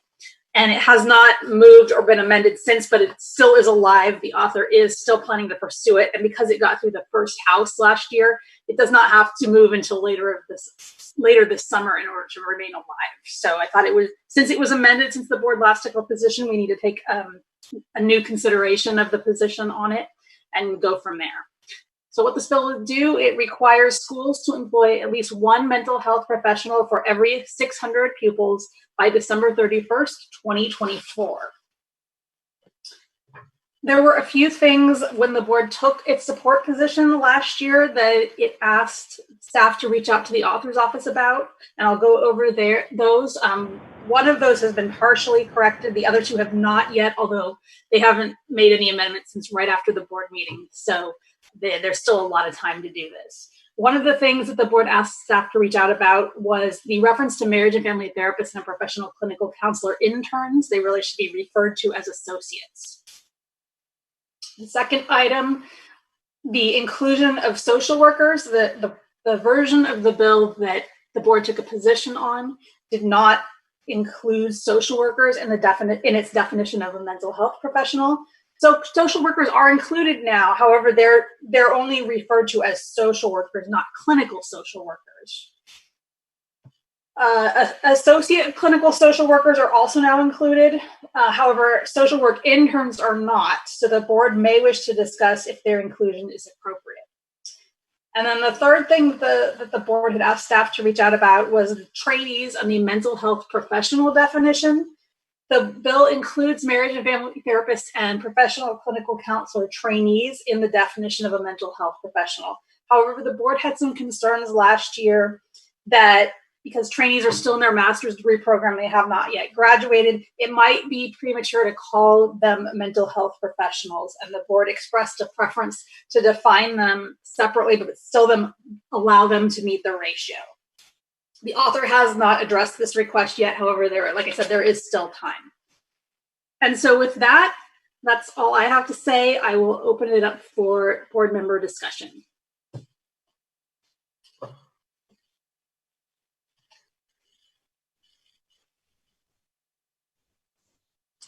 So, Leah, you can go ahead. So I'm just confused about what we're doing again with this one. So the bill the board took a support position on the bill. Yeah, with those amendments. Had some suggested amendments, but it was a straight support position. However, right after the board meeting, the bill was slightly amended, and so that requires a new position in order to move forward with that. So if we like what we submitted before with working with the author to make the recommended changes, would we just vote to support this again? Yes, if you would like the 3 items on item 3, the use of the intern, the clinical social workers, and the mental health professional definition, you can decide that this position stays with those items. You might want to discuss whether it should be clinical social workers instead of social workers, and you might want to discuss whether social work interns should be included or not. Yeah, I think that we should have clinical social workers, and then in terms of the trainee level, I like the idea that you presented about using another term other than mental health professionals, maybe mental health professionals and trainees or something like that. I don't know. And then there was a third one with social workers, interns. I would agree to add that as well. That's where I'm leaning. I had Betty had a comment, Susan, and then you could be next, Betty. Yeah, so I mean, this is probably going to be true of anything that's going to have an impact, but with the budget that we're looking at, Roseanne, and the cuts to schools, and I mean, while I was 100% and continue to be 100% in support of this, I'm somewhat skeptical or dubious, or I don't know what the correct word is, that anything even like this is going to get any traction whatsoever in the next 3 years until we can get our finances back in. I mean, districts are really looking at horrendous shortfalls, deficits. So I don't know if you wanted to comment on that. I want to comment on that. Definitely, I think that it will have a hard time moving through the Appropriations Committee in the next House. But we can't, as is the bill, the author has indicated that they are moving forward with the bill. So regardless of the budget implications, we still have to take action on it. Okay. You don't have to. You can decide to remain neutral. But the position would be, assuming that the bill moves forward, are you in support of? Yeah. Okay. I got it. Okay. We had a comment from Susan and then Christina. Oh, Susan, you have to unmute, please. There we go. Sorry. This is a crucial issue right now. I'm on the Mental Health Commission in the County of Los Angeles. We have addressed this before COVID, before all the money problems. One of the things that Los Angeles has come up with, and it's a huge number when you consider the whole numbers you're thinking about in the state of California, is that people are going to become ambassadors. That means people like me who do not have any clinical professional attachment in any way will become an ambassador, somebody that kids can talk to, because you can always, excuse my voice, I have a sinus infection, but you can always talk to a person who's somewhat knowledgeable, and that person can get in touch with somebody who really is the person that the child or the family should be dealing with. That is going to happen, definitely.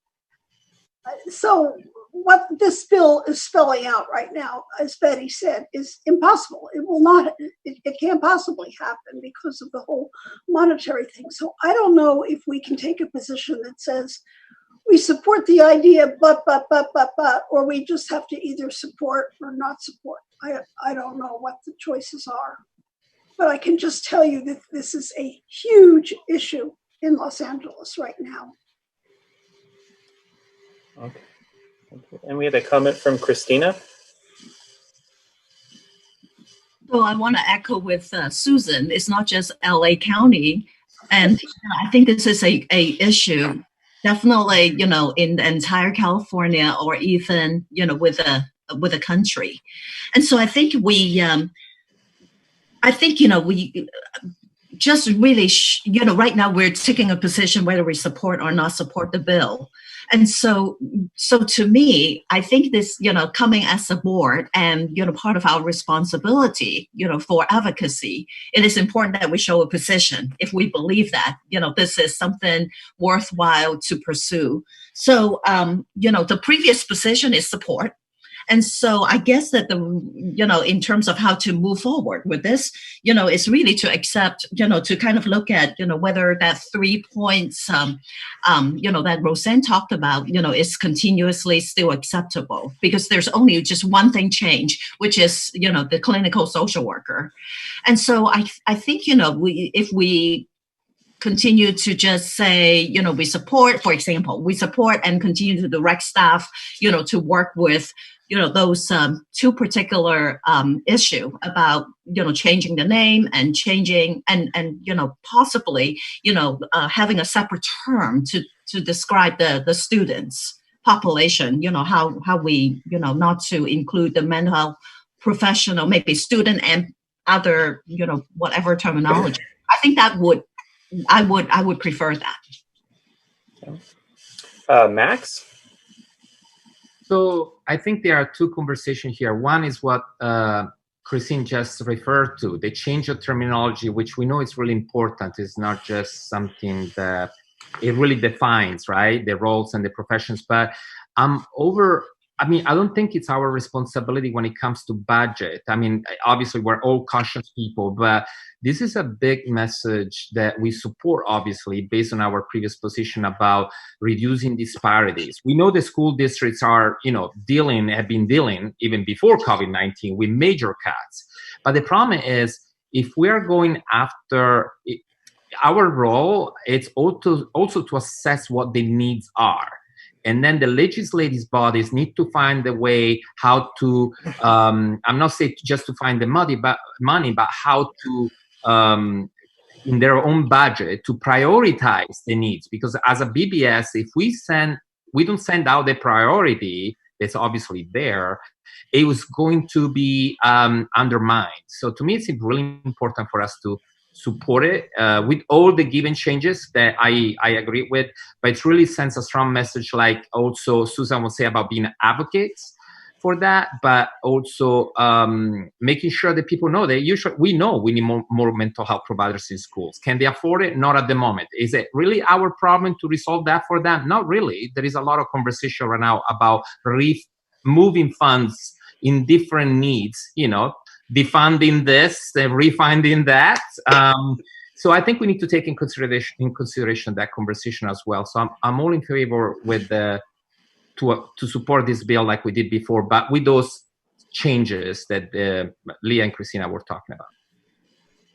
Okay, I had a comment from Leah. I see you out there. I'm going to let Crystal make her comment first, if that's okay. And Crystal?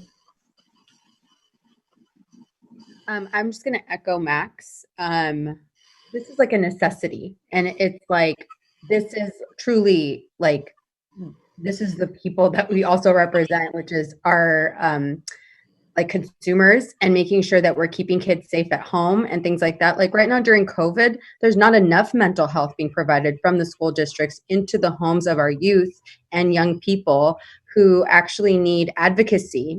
Abuse rates have probably gone up, but yet we don't know them because less abuse is being reported through the schools right now because they're not actually seeing kids in person. They're seeing kids not even really virtually very much. So when we're really looking at the matters, it's like we need people to actually be doing mental health services regularly, weekly, with our kids that are at home, that can check in with their therapist, and that can say, like, you know what, there's some bad stuff going on at my house, and that person can then make a report. This is also like a safety issue.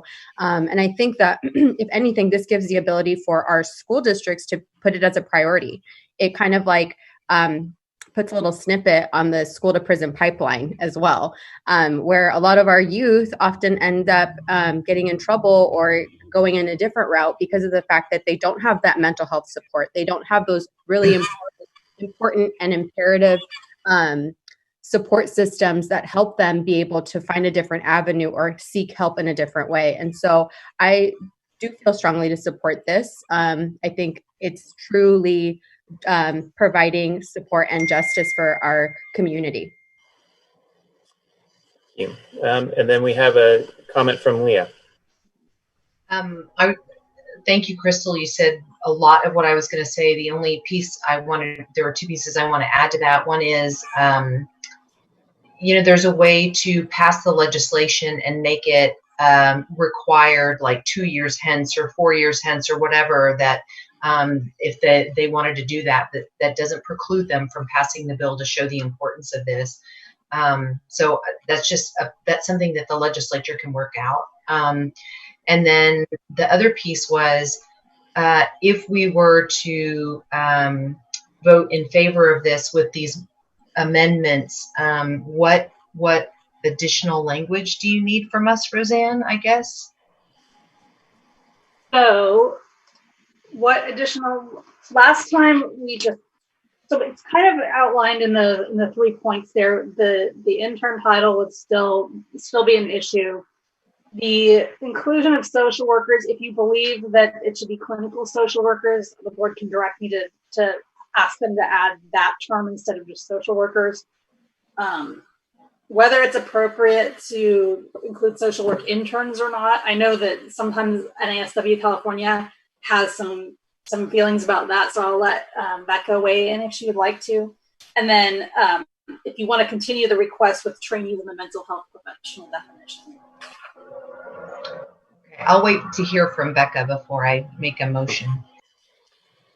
And we do have one more comment from Christina.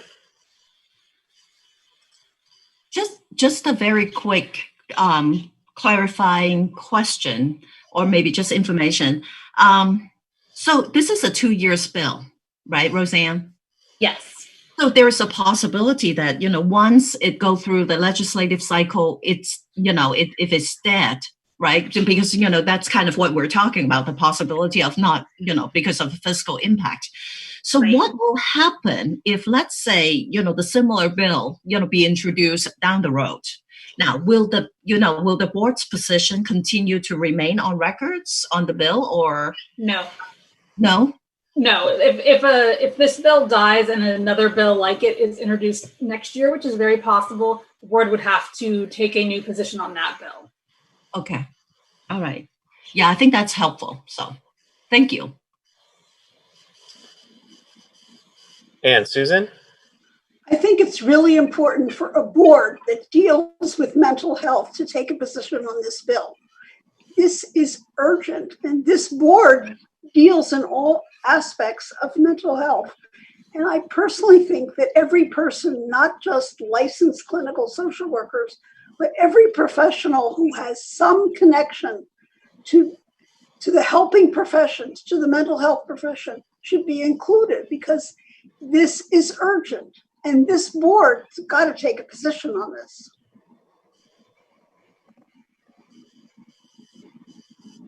Okay. It looks like, and then Betty? I was going to respond to Susan in that this bill it refers to mental health professionals, and that includes all of the mental health professionals that also work in the school setting. So that would include counselors, psychologists. I mean, we're amending some language to make sure that we're including all of the licensees that are appropriate. But it really is talking about improving the ratios between the amount of, the caseloads, basically, the ratios between mental health people in the schools to the students. So it's absolutely totally valid, totally justified bill and position. And my comments on the state of the budget didn't in any way reflect my personal belief that this is a critical bill and that it does need to have our support. I just was, I guess, just expressing the fact that it may be a long process, but I think everyone has been absolutely spot on in saying that we need to go on record as supporting it, even if it doesn't come up again for another 2 or 3 years, because if it did come up in 2 or 3 years, we would be on record as saying this is something that's really critical. Okay, I don't see any other comments from board members. I do have public comment. Are we ready for that? Yep. Okay. So Becca, thank you for being so patient. If you can unmute. Yes, Becca Gonzalez with the National Association of Social Workers California chapter. Thank you, Roseanne. I definitely agree with the clinical social worker that it needs to say clinical. I agree with what we're saying about trainees. That's not that isn't under the professional mental health provider category. And as you alluded to, the social work intern, we have always held out at NASW, and Jan Lee is free to contradict me if he thinks if he wants to, but we really like to keep the legislature out of social work education. So we usually want to put social work intern into bills. The schools do have a very robust program with our schools of social work, and they do regularly have school social work interns on their campuses. I don't think there's going to be any confusion about that. I think they'll continue to do that. Also, I completely agree with the comments about the importance of this bill, the statement the author is making. We're not officially on in support because we have a few concerns, although I don't want that to mean in any way that I think that the BBS shouldn't have their own position. One of the concerns we have is the 1 to 600 ratio. It's hard to put one ratio on for all these different roles in the schools, like nurses and counselors and school social workers, etc., because they all have their own different ratios. There's also some schools that are doing really well in this area, and they have a better ratio than 1 to 600, and we don't want this bill to have any unintended consequences. We've actually liked some other bills better that talk about the full complement of services in schools with different professions. And another concern I have is the use of the Mental Health Services Act as a funding source, because that is supposed to be developed through a stakeholder process instead of being put into legislation. So we have not opposed this bill, but we have continued to watch it and talk to the author about some of our other concerns. But I think I addressed the ones that you brought up, Roseanne. Thank you. We have a comment from Leah. Thanks, Becca. That's really helpful. I think well, you know what? I want to hear Jen Lee before I say anything. Okay. Jan Lee, please go ahead. Thank you, everybody. Jan Lee Wong with NASW. I'm not contradicting Rebecca Gonzalez, even though we do that all the time with each other. So I think this bill is a little flawed. Rebecca mentioned some of our concerns. There's another concern I have, which is, I'm not sure if anyone brought it up. There's a provision that by January 1st, 2029, and Roseanne, tell me if that provision is not in there anymore, that all mental health professionals must have a credential. And is that still in there, Roseanne? That is still in there, yes. Yeah, the problem with that is if we have defined interns and trainees who do not have a master's degree conferred, then they cannot get a credential. So there's some flaws here, but I do understand what Susan is saying. And because we know that the chances of this bill not making it for budgetary reasons, even though Max is right, not our problem. If you want to make a statement, then you'll want to support this bill, but it's got some problems, and the least of which is the budgetary issue. And I wanted to point that out because, we try to have the best policy and the best legislation that we can collectively come up with, but sometimes due to time pressures and the circumstances of what's going on today, we may not be able to get there.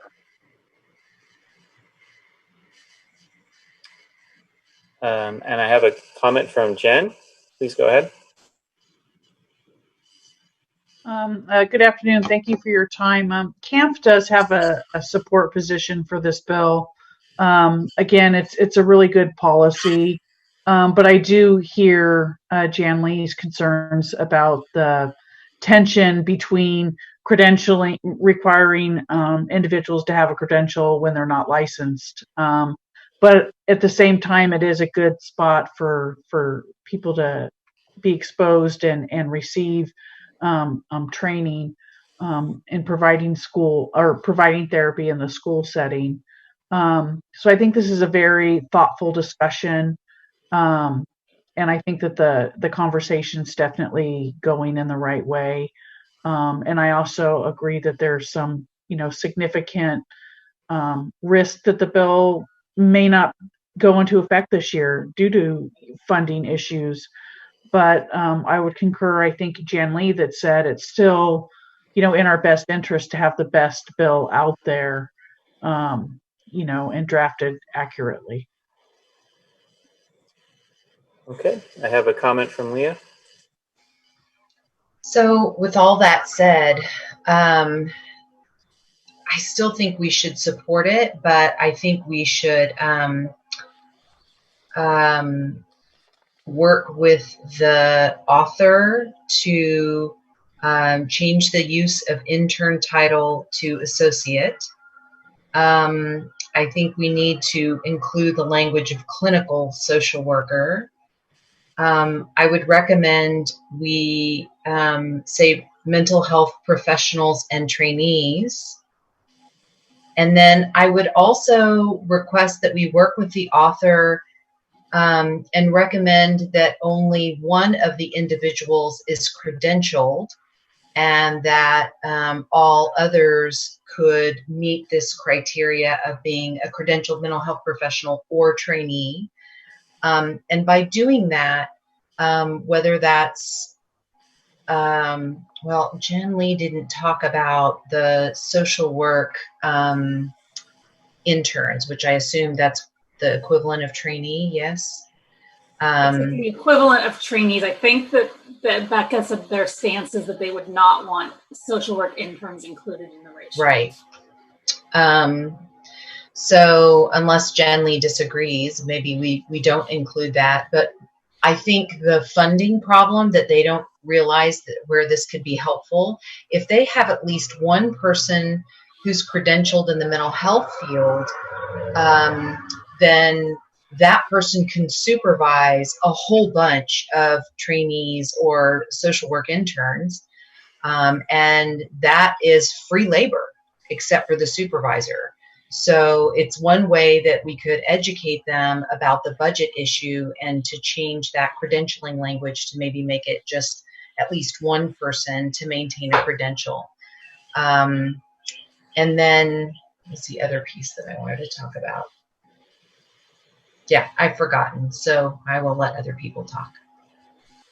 Roseanne, you want to make a comment? So yeah, Roseanne takes precedence. Sorry. I wanted Leah to clarify one thing.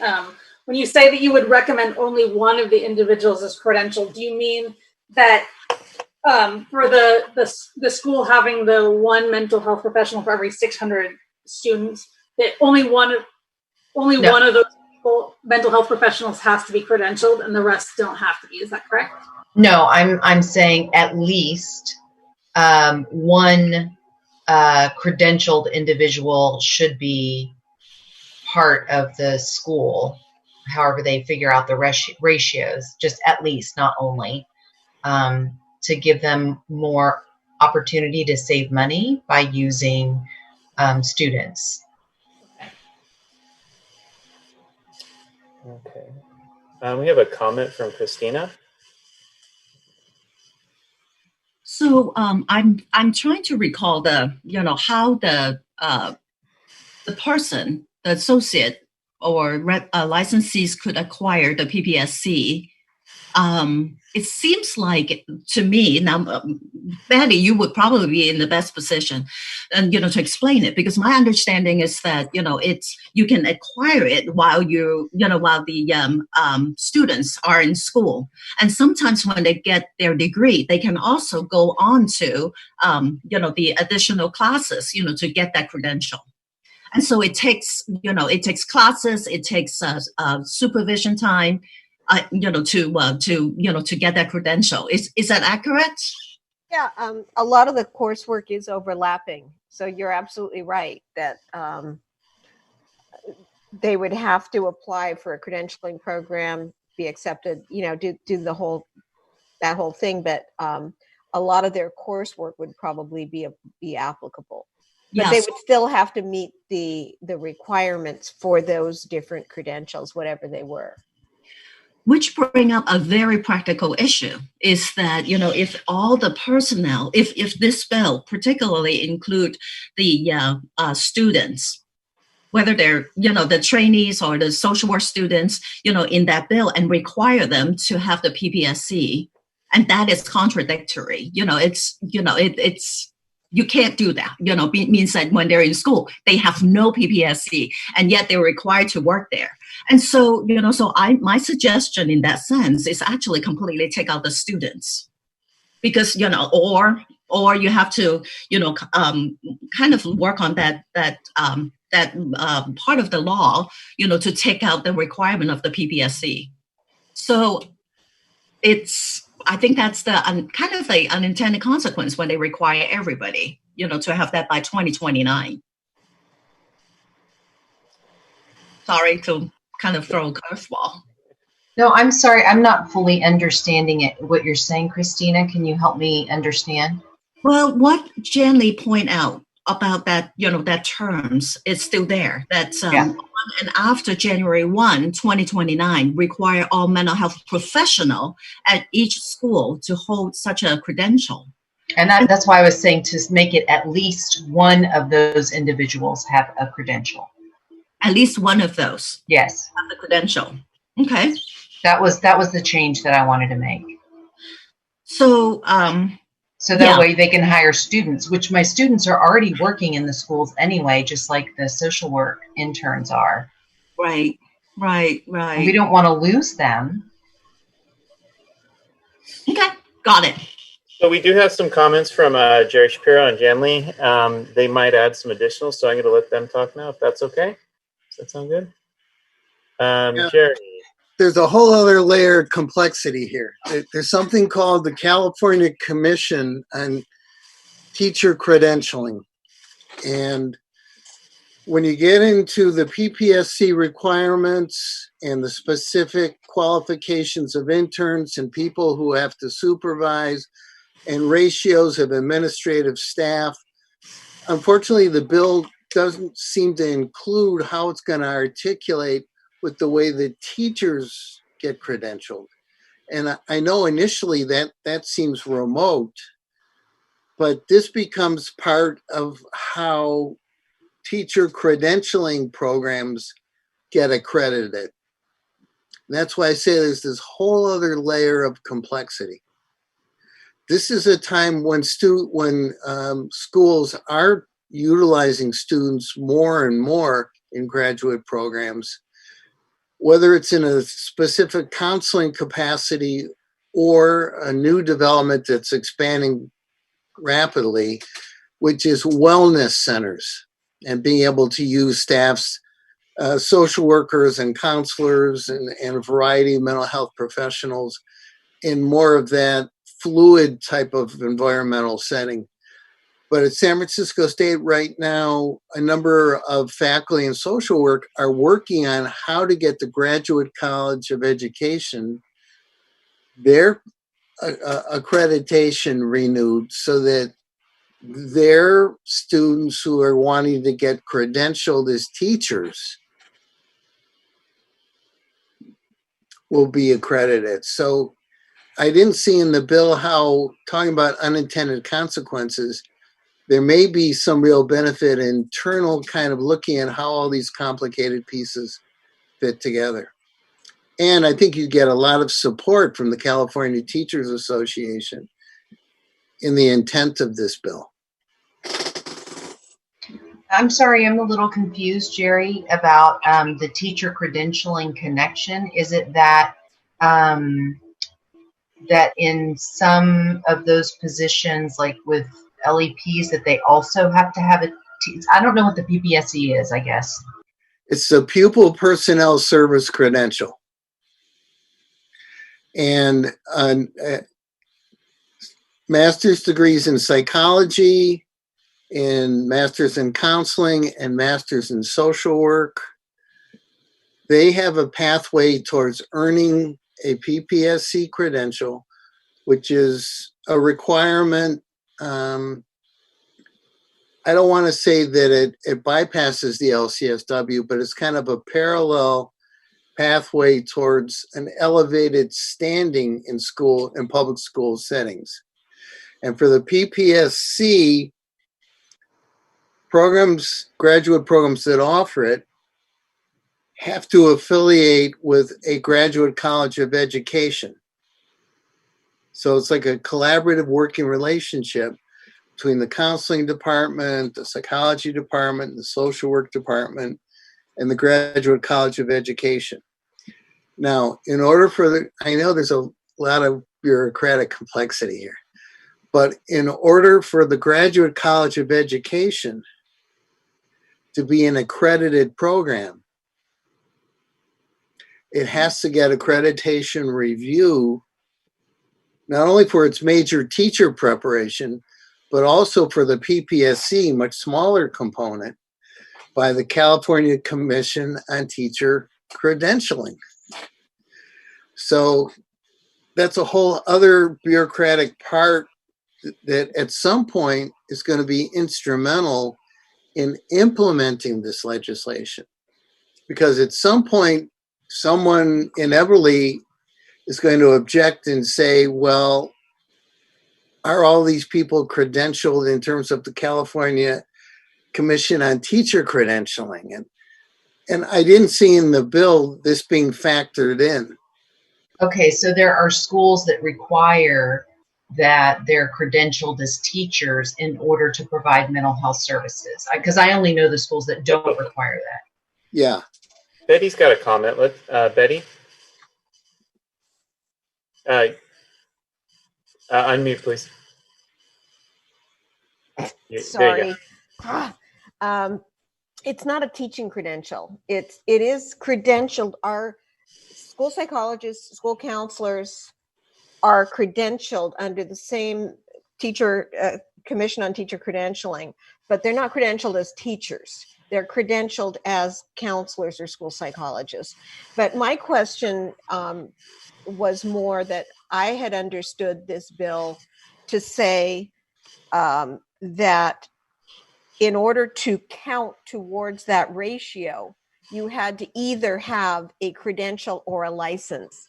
Isn't that correct, Roseanne? Am I convoluting this? It doesn't say that you have to have a credential. It says you have to have a credential or a license, right? Yes, let me just double check that really quick. Because that's the crux, and that's where I'm a little concerned, although I don't want to add any more confusion to the issue, but I'm more concerned about trainees being counted towards that ratio. That's where my concern would be, because I could see schools, especially schools who are struggling, saying, oh, well, we've got all these practicum students, we've got all these people, they're counting towards this ratio. And I think the bill was actually deliberately languaged to say credential or license, so that they don't, and I don't see that as taking away opportunities for students. In order to get credentialed as a counselor, or in order to get credentialed as a school psychologist, you have to have your hours in school. So you're going to be out there anyway. The issue is whether those people who are just learning to do what they're doing, can they count towards that ratio? And I think that's what I'm here. I'd like to hear from Roseanne, because my understanding is that's why it was written the way it was, is so that they don't count towards that ratio. So I'm gonna have Sabina look in on this too. So on page 5 of the bill, starting with line 26, it says at least one of the mental health professionals is required to have a services credential right now pursuant to the subdivision A. And then on and after January 1, 2029, all mental health professionals providing services pursuant to this section shall hold a services credential. So I read that as that it's in order to meet the ratio. Okay, Deborah has a comment. I think Jerry brought up some really good points, and there are several universities out there, and perhaps if something like this bill were to pass, you'd see more universities, and this addresses what Leah was talking about, that are doing joint programs where they are running them simultaneously. They're getting their counseling degree as well as their PPS at the very same time, so that they will be able to go straight out and do both. They're also, for the elementary, they're doing dual programs. So they're getting a program in their multiple subject as well as special ed at the same time as well. So I'm seeing more and more when it comes to this type of thing as running them simultaneously. They're trying to do, instead of somebody having to do it once and then go into a different program and do that. Now, having said that, in reference to what Jerry was saying, it's all about the politics at the university, because all of those credentials are run through the CTC.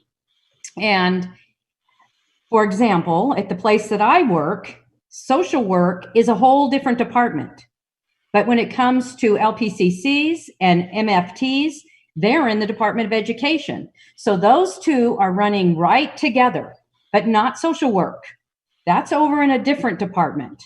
And so they are not running, as Jerry said, they are not running these concurrent programs so that they get to come out like the LPCs and the MFTs.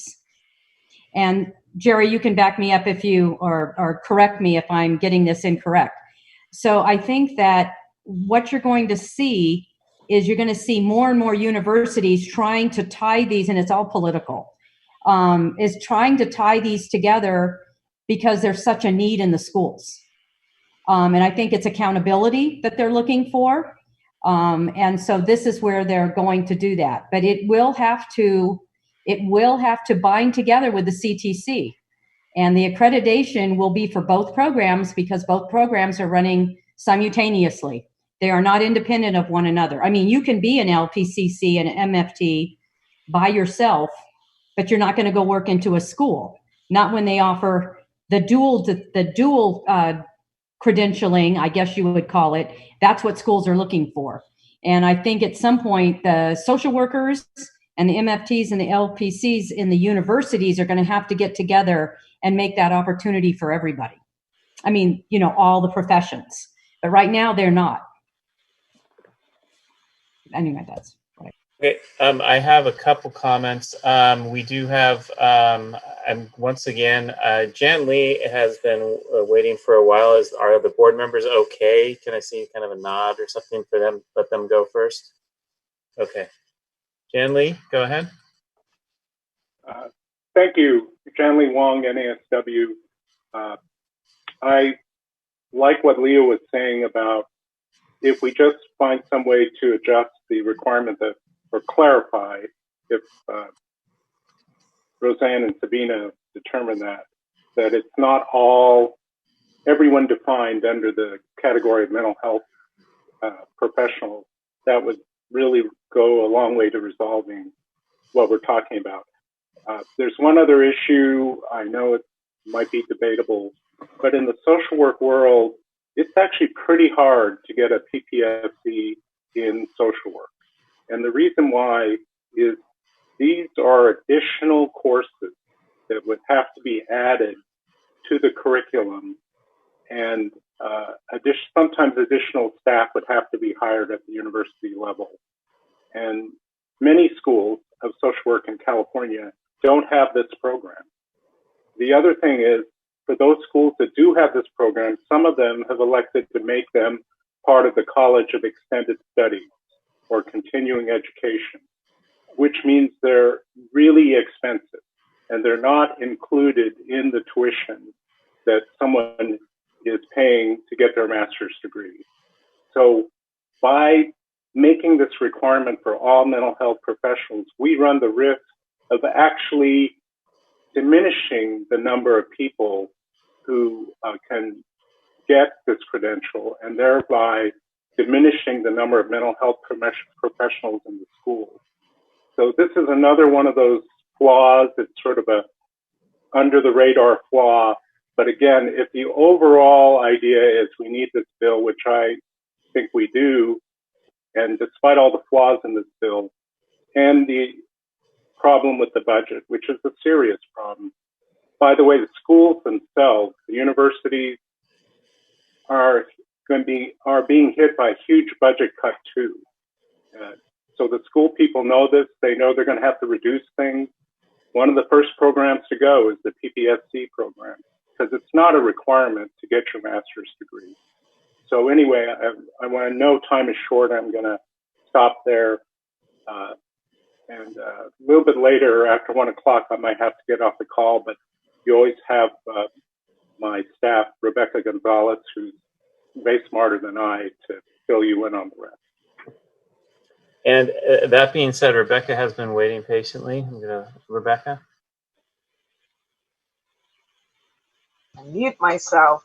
Yeah, I agree with Jan Lee that just looking and tightening up the definition of mental health professional will reach a lot of those concerns.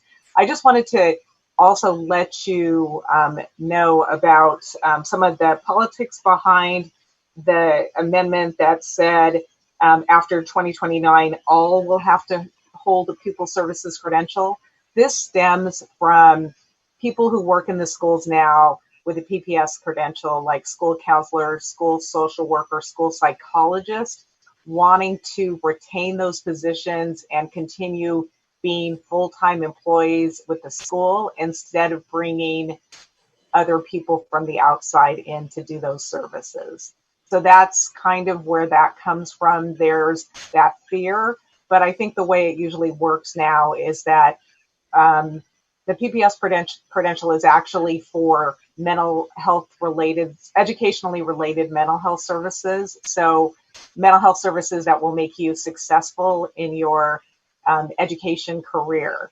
So right now, if perhaps like a school social worker sees a student and they are talking about some issues, but that student has some mental health issues that really require psychotherapy and much more attention, it is appropriate at that time to have an outside person see that student, and that's what happens now.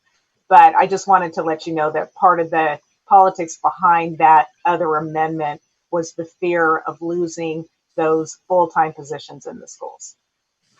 Okay. Thank you. Jerry has been waiting a while, so Jerry, can add into that? Yeah. Deborah, you did a great job. Thank you. I think you did a much clearer picture than I did. I just have sent a number of staff the CTC guidelines that I think are applicable here. In fact, there's a growing number of schools that offer the PPSC at the same time as the MSW. And it's increasingly appealing to child protective service workers in particular. And the schools love it because it's just a way to build that commonality of language and perspective. So I really think it's imperative that the whole credentialing component, which I know is incredibly confusing, but I think it needs to be somehow addressed, at least mentioned in this bill. That's what concerns me. So, thank you. Okay, Leah? Okay, so I somehow missed that really important detail after 2029 that all mental health professionals have to have that credential. And when I think about that, I want to oppose the bill because I think the different professions who don't have that are equally effective. And I think it makes it really expensive. I think it's okay to have trainees or social work interns in schools to provide those services when they're getting really good supervision, usually double supervision from their university and their supervisor at the site. So I missed that very important detail, and I'm not in support if that's, I don't know, I'd say supportive amend maybe. Okay, Betty? I'm with Leah. I was just rereading this bill, and I really did also misread that because I was under the impression that it says, at least one of the mental health professionals has to hold a services credential. But then I see now that it says on and after requires all mental health. Well, schools contract with a lot of different mental health a lot of different licensees, social workers, LMFTs, and to think that we would lose those people because really to have any of those people go back and get a pupil personnel services credential, they'd have to enroll in a program. they may have overlapping coursework, but it probably is going to be old by then. I mean, we're going to lose people. We're not going to gain people. So I'm unless I'm completely misunderstanding this, the intent was absolutely required, necessary, critical, but the unintended consequence is that if this really does pass as written, in 2029, we're going to lose all of our other licensees that are providing those supports in schools, which doesn't make any sense to me at all. And I didn't see that, so I apologize. I really did not read that correctly. The way that Sabina and I are reading this, and Sabina, correct me if I'm wrong, is that they would have to, after 2029, in order to count against the count for the ratio of 1 to 600, they would have to hold the credential. Crystal, or I guess like I have an issue with the ratio of 1 to 600, just because that seems like a really big number for one clinician. We all know that number doesn't even make sense. Or maybe we don't all know that, but I feel like that. And then my other commentary would be, like, school districts already currently require the PPS anyways. Like, I feel like I don't feel super offended by the PPS. I feel like it's kind of crappy a little bit because of the fact that, like, a lot of students, and I'm just going to use myself as an example, when I was in grad school, it wasn't really like promoted, the PPS. And so I think it also depends on the university and how much they promote the PPS to their students. And the students sometimes go into their MSW not even knowing they want to be therapists. So there's that. And I'm just speaking for social workers, but now I'm looking at everybody and just saying, I think the PPS or the credential piece is just like, oftentimes it's a school requirement. If you looked at jobs online and if you're looking at therapists that get hired, those requirements are already there. And so I feel like that's coming from that area of the world. Like, when they look at legislation, they're looking at already things that are in place at many school districts. And at least here in my area of with schools, oftentimes the districts don't hire without the PPS and being licensed. So they give you both. They don't even like to hire people that are just getting their hours still. And so I feel like it's kind of like we're working with something that the system that's already kind of in place that way. So whether we support it or we don't support it, those are kind of requirements that schools already require in order to hire. A lot of times, I know, Leah, you're not agreeing with me, but I'm just saying, like, that's what I see. I see that in San Diego County, and I've seen it in Orange County as well, oftentimes. And you will get looked over somebody who applies and has a PPS, even if the requirement isn't there. I'll just tell you that much. So I think, like, those types of requirements, while they are not super duper, we'll call them fair, they are requirements for working within a school district, I think. And I don't know. It's neither here nor there. I still support this bill because I do think that we need more mental health service providers inside school districts and helping our youth. Excellent. I'm going to give, I know Christina, Becky, you're out there, but John, I believe, and Max have not made a comment yet, so I'm going to let John, please go ahead. You need to unmute, please. Got it. I also am leaning with Crystal on the idea that I'm definitely in support of this bill. What we're pointing out is this ratio is a minimum. It's setting up a standard that says you have to at least have this. And in my personal experience, some of the schools I've worked with, that system exists in a way already where there is a licensed person with the credential, but they're also running a program with multiple interns and trainees underneath them.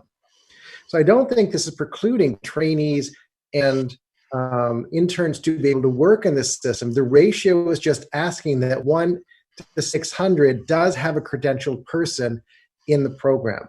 And that's something that I would actually support, because then they can oversee multiple interns and trainees to expand the experience in the schools. So for me, I would support it, looking at the ratio and saying it is important to have those people with that additional training to perhaps create programs that will allow there to be more access to mental health care in schools. Max? I without dismissing all the the things that have been said in regards to obviously a bill that has a lot of flaws. And this is not the first time we have a bill where the intent is good, but we find a lot of things, working pieces that haven't come together. I think, though, it's important that, again, without dismissing those, no bill is going to come perfect to us. And also, we know this is going to be submitted to additional review. Maybe we'll even pass and a new bill will have to come to us. I was really happy with the original, Leah, when you came and we support the bill, but, with this possible revision. And if there is a way we can give a mandate to our, in this case to Roseanne, to express that concern so that actually the legislators' body can work towards that, because obviously that's going to be an issue, right? The licensee, everything's going to come to place, but pushing forward the bill, I think it's the right thing to do. So I still stand on supporting this bill because I think it's really important for all the things that's been said. So otherwise, we're trying to dissect the bill to a point that it's just not, it changes the perspective because the bill is not working the way it is. We know, but it's still in a process of being changed and edited and modified. So we have a role on that too. If Roseanne confirms that in regards to having a place where we can actually advocate for these changes while supporting the bill. So that's it.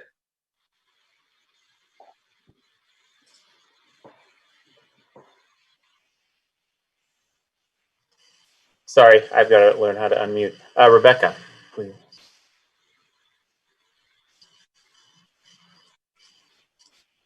Need to unmute?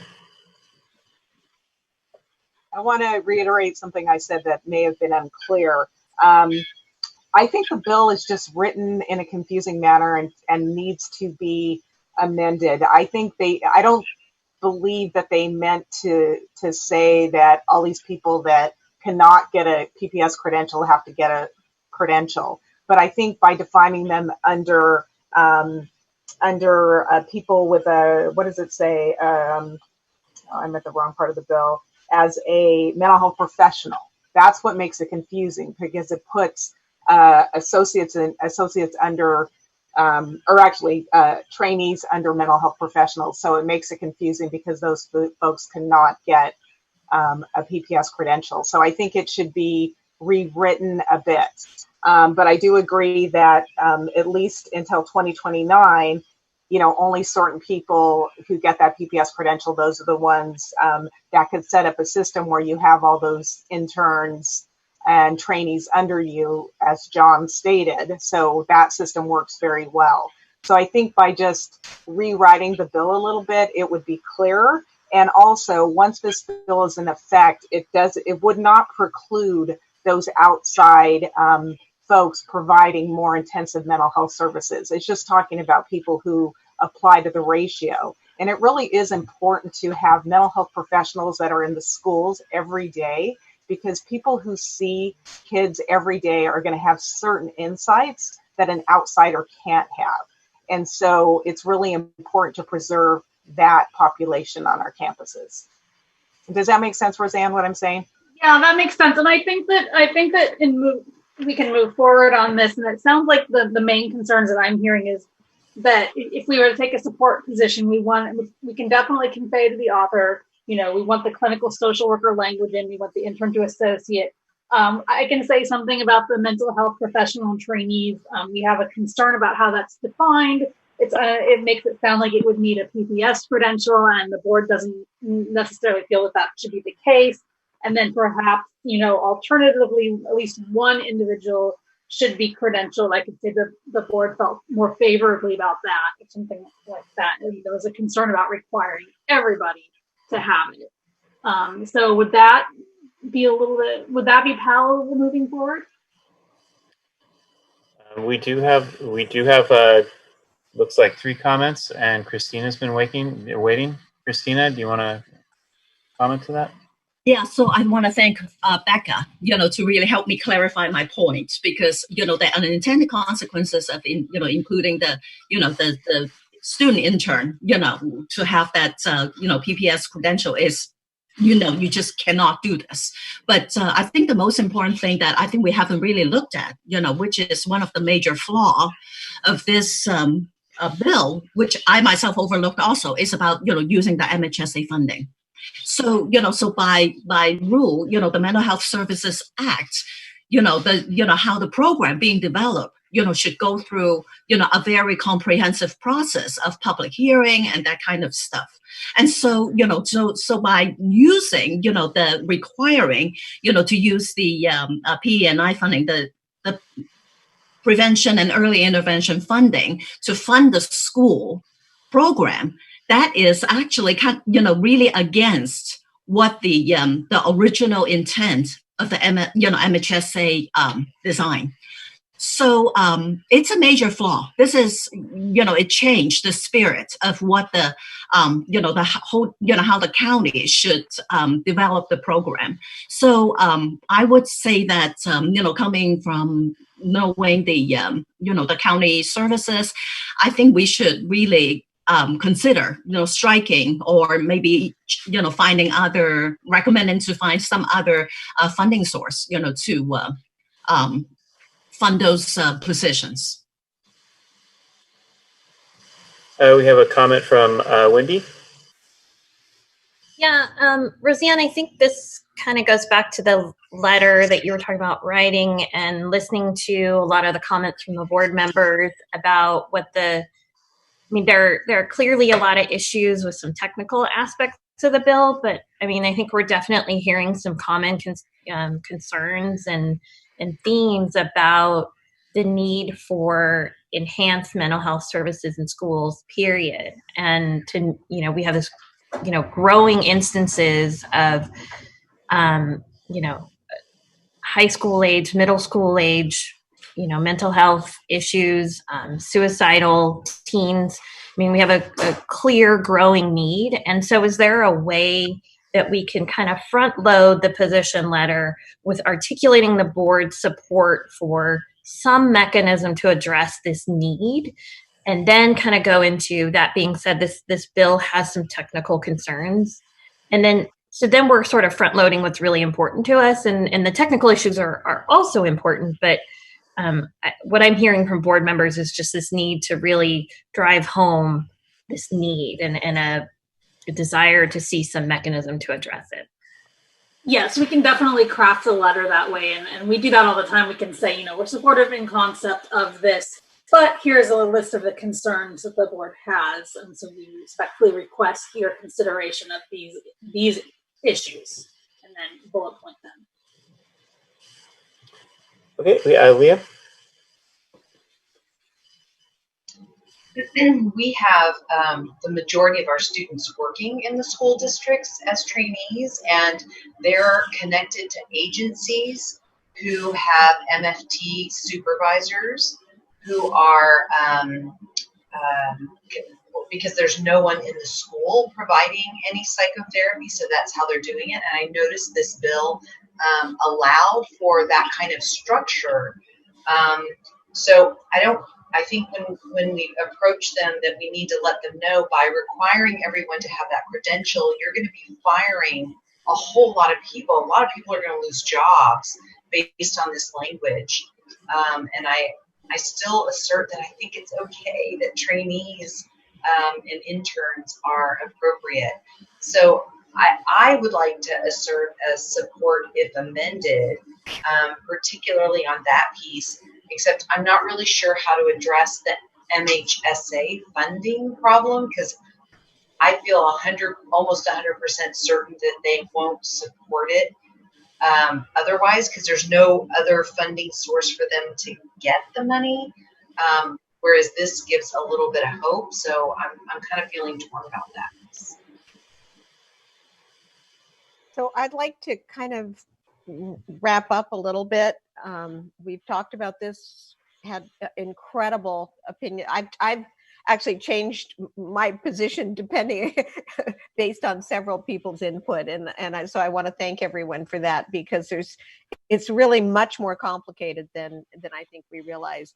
But I think we are at the point of wanting to try and craft a motion of some kind. And it does seem like the consensus is we all agree that this is an absolutely critical need, that we need to show support for the concept and for the need.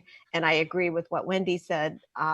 There are some technical difficulties that could have unintended consequences that would be a negative impact on students, which is the last thing we want. So, Roseanne, I'm open to how to proceed from here, but I think we need to wrap this up and move on. Just to let you know, can I really, just to make sure, Deborah does have her hand up. I don't know if we want to proceed on or. Deborah, I missed you there. Sorry. Sorry, I just saw that as well. I'm sorry. No, it's fine. I just want to tag on to many of the things that have said, and we've been skirting around the issue, but really the bottom line is saving money.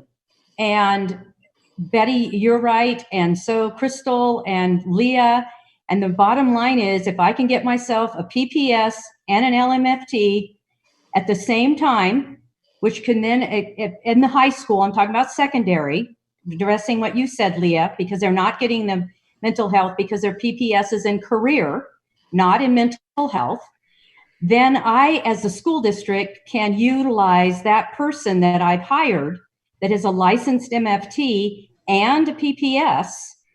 I can have them come in and then they can do the interns instead of agencies. I no longer have to go outside and contract for my interns or associates, trainees, whatever. So I don't also have to, if I have, only in secondary I'm speaking about, I don't have to buy 2 or 3 counselors that have their PPS credentials can't do the extended mental health. So I have to go to the outside and I have to subcontract or hire MFTs, which is very expensive for school districts. This is kind of a double dip. And the more double dip people I can get in the school district, I save money. Someone has mentioned that there's going to be a lot of jobs lost, that politically it's about jobs. It is about jobs. And I mean, I'm not saying that's good or it's bad. It depends on which perspective you're looking at and where you're coming from. And from the consumer's perspective, and I'll only speak from public safety because that's what we're supposed to be concerned with. I think it is a very proactive thing for a school district to have a licensed MFT, LPCC, or LCSW in the school district working there.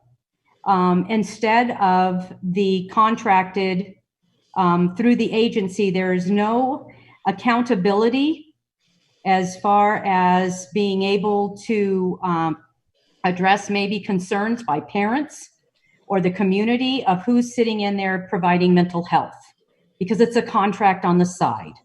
It is not somebody who's hired by the school district other through the contract. And so people are looking to save money.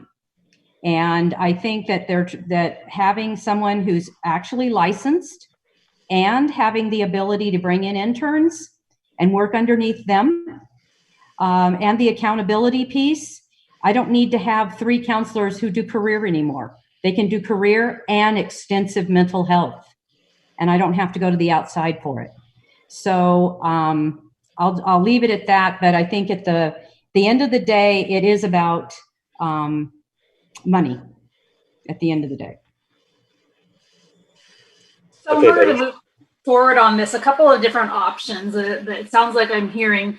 There's a couple of different things you can do. Of course, the board can always choose, and this is not what I'm hearing, but you can always just decide to be neutral on the bill. You can also do a support, and we can state and emphasize in the letter, the points that we talked about, and I can go over the points in the motion. Or you can choose to do that as a support if amended. If you wanted to take the strongest possible, which I'm not hearing, you could also do an oppose unless amended and require those things. A support if amended is a little bit softer. It shows we're supportive of the concept, but we see these concerns. So hopefully that makes sense. Those are kind of the options on the table. Well, I'd like a motion from someone to try and move forward on this. Looks like Leah has a motion. I'll make a motion to support if amended. Leah, I have a question. I'm sorry. Because we had a previous motion, it's just that you were making a motion before. I don't know how far we got with that. Are you still? I didn't make a motion. I made a recommendation before. Recommendation. Are you using the same language for this motion now with those editing? Let me read the language that I think that is what Leah wants. Okay. So I'll kind of read it as if it was the motion. So Leah, correct me if I'm wrong, but it sounds like the motion that you're going toward is a support if amended, with recommending changing intern to associate, wanting to include clinical social worker, pointing out that the definition of mental health professional should not include trainees, and also the concern that trainees should not need a PPS credential, as it will lead to displacement, and instead recommending that at least one credentialed individual should be part of the required staffing ratio. That we have a concern about requiring all of them to be. So moved. I really want to address the MHSA issue, because I think this, I know majority of the board members, are not, the practitioner, but it is really a big deviation, from the philosophy of the MHSA. And it really is more complicated than just using the funding source. So I would really recommend to add also, to recommend, instead of using MHSA funding, is to, locate some other possible funding. I'm sorry, I didn't raise my hand. No, sorry. I like agree with you, like I really do, but I also look at this, like I feel like when you're looking at prevention and intervention, it happens in schools, and I feel like I'm really torn by that, because I feel like the schools is usually like the front lines, and oftentimes they're funding like nonprofits to do the work through those types of funding resources. So I feel like we need more of that type of resource, that maybe that funding source in the schools to help prevent. Like I look at bigger global perspective of like how it impacts and protects kids basically. So it's like, I'm in the middle with that. I feel stuck, and I'm not as angry about it. I'm not as angry as where the funding is coming from, because I feel like it is like mental health services within the schools, and schools need that too, So the problem really is about like, should the state mandate, the PNI funding being used in that way, while really, the MHSA, program should be having the county, to elicit the public comments, to elicit, the community input, to design the program. So really it's about that. So that's why I said it's a big deviation, from what really should, how the funding should be used, because it's not, you're tapping into, you're basically, telling the bank to give you money so that you can, hire the people, it's not coming from yourself. And so that's, it's about the practicality issue. And also, so it's, I just want to address that, and I'm good one way or the other, but this is, theoretical. I mean, in practicality, it is a big problem. Kim. So I would just like to point out that we're really just need to discuss whether you want to support the bill or not. It's the way it's crafted, the way it gets implemented, how it gets funded. I can't recall a time in my 10+ year history where we have ever told an author how to fund a bill. It feels, so we have a motion from Leah. I would, if you agree with that motion, I'll second. we need a second, and then we just kind of need to take the vote and let the vote fall where it does.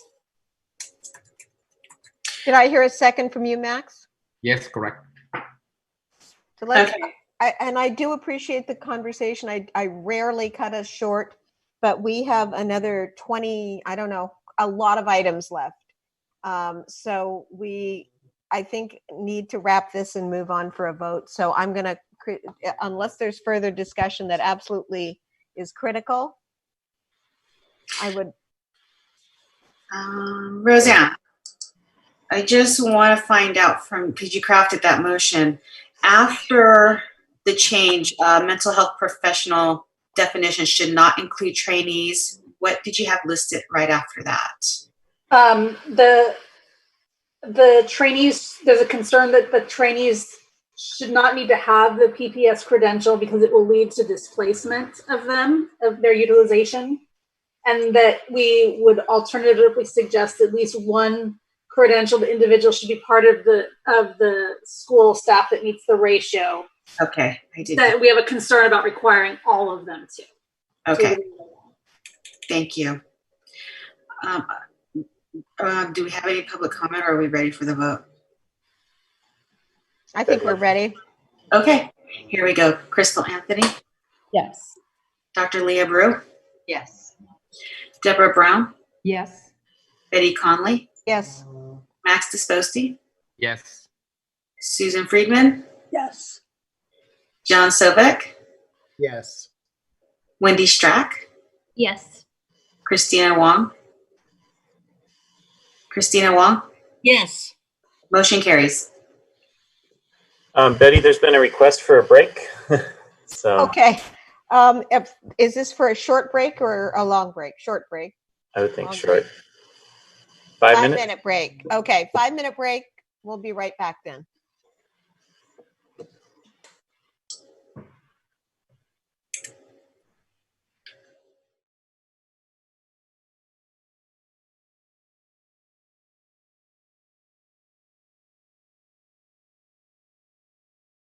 To item number 9. Yes. AB 1145. This will just be a quick update. AB 1145 was considered at our last board meeting on March 6th. The board took a support position. This bill has to do with what is reportable conduct in relation to child abuse. The bill has not been amended since the board considered the bill at its March 6th meeting, and so therefore no further action is needed at this time. Okay. Moving on to AB 1616, we're kind of in the same boat with that bill. This bill has to do with consumer affairs boards and expunged convictions. The board at its March 6, 2020 meeting had taken a support if amended position. The bill has not been amended since that meeting, and so no further action is needed. And the board staff is working with the author's office, has relayed the board's requests to them in their supportive amended letter. Moving on to AB 2028. This bill was actually amended this morning, which is ironic considering the topic of the bill. The board considered this bill at its March 2020 meeting and took an opposed unless amended position. This bill establishes that, or the current law establishes the Bagley-Keene Open Meeting Act, and it currently requires that state bodies, including this board, are subject to certain requirements, such as posting board notices at least 10 days in advance. This bill, when the board considered it in March, proposed two different things. A change to require state bodies to post all meeting materials, in addition to the agenda, at least 10 days in advance of a public meeting. And then it also proposed a change to allow the public comment on the agenda item of a state body's meeting, regardless of whether the item had already been considered and public comment allowed at a committee meeting of the state body. So the second part there about the public comment, there were no changes to that. The board had no concerns about that. We don't deny public comment based on a bill already or an item already have been considered by a committee. So there's no problem there. The concerns that the board had was regarding the requiring public bodies to post all meeting materials at least 10 days in advance. While the board definitely strives to post things as expeditiously as possible, there are some situations out of its control which does not always allow this. And so in our oppose unless amended letter, the board asked for three things. They asked for an allowance for legislative changes. A lot of times when the board is considering bills in the middle of the legislation season, like we are today, changes happen very rapidly. There were a number of bills that got changed last week.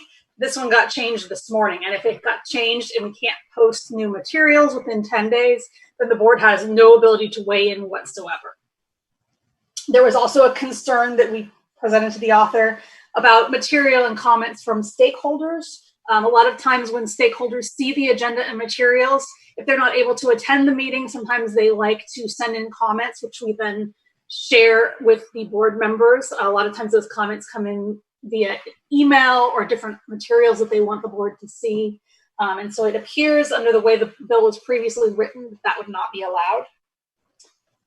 And then finally, there was a concern about presentations. Occasionally the board has certain experts coming in presenting materials, and the experts maybe don't get the information in within 10 days, or they change their presentation materials within the 10 days, and that would represent a problem under this bill.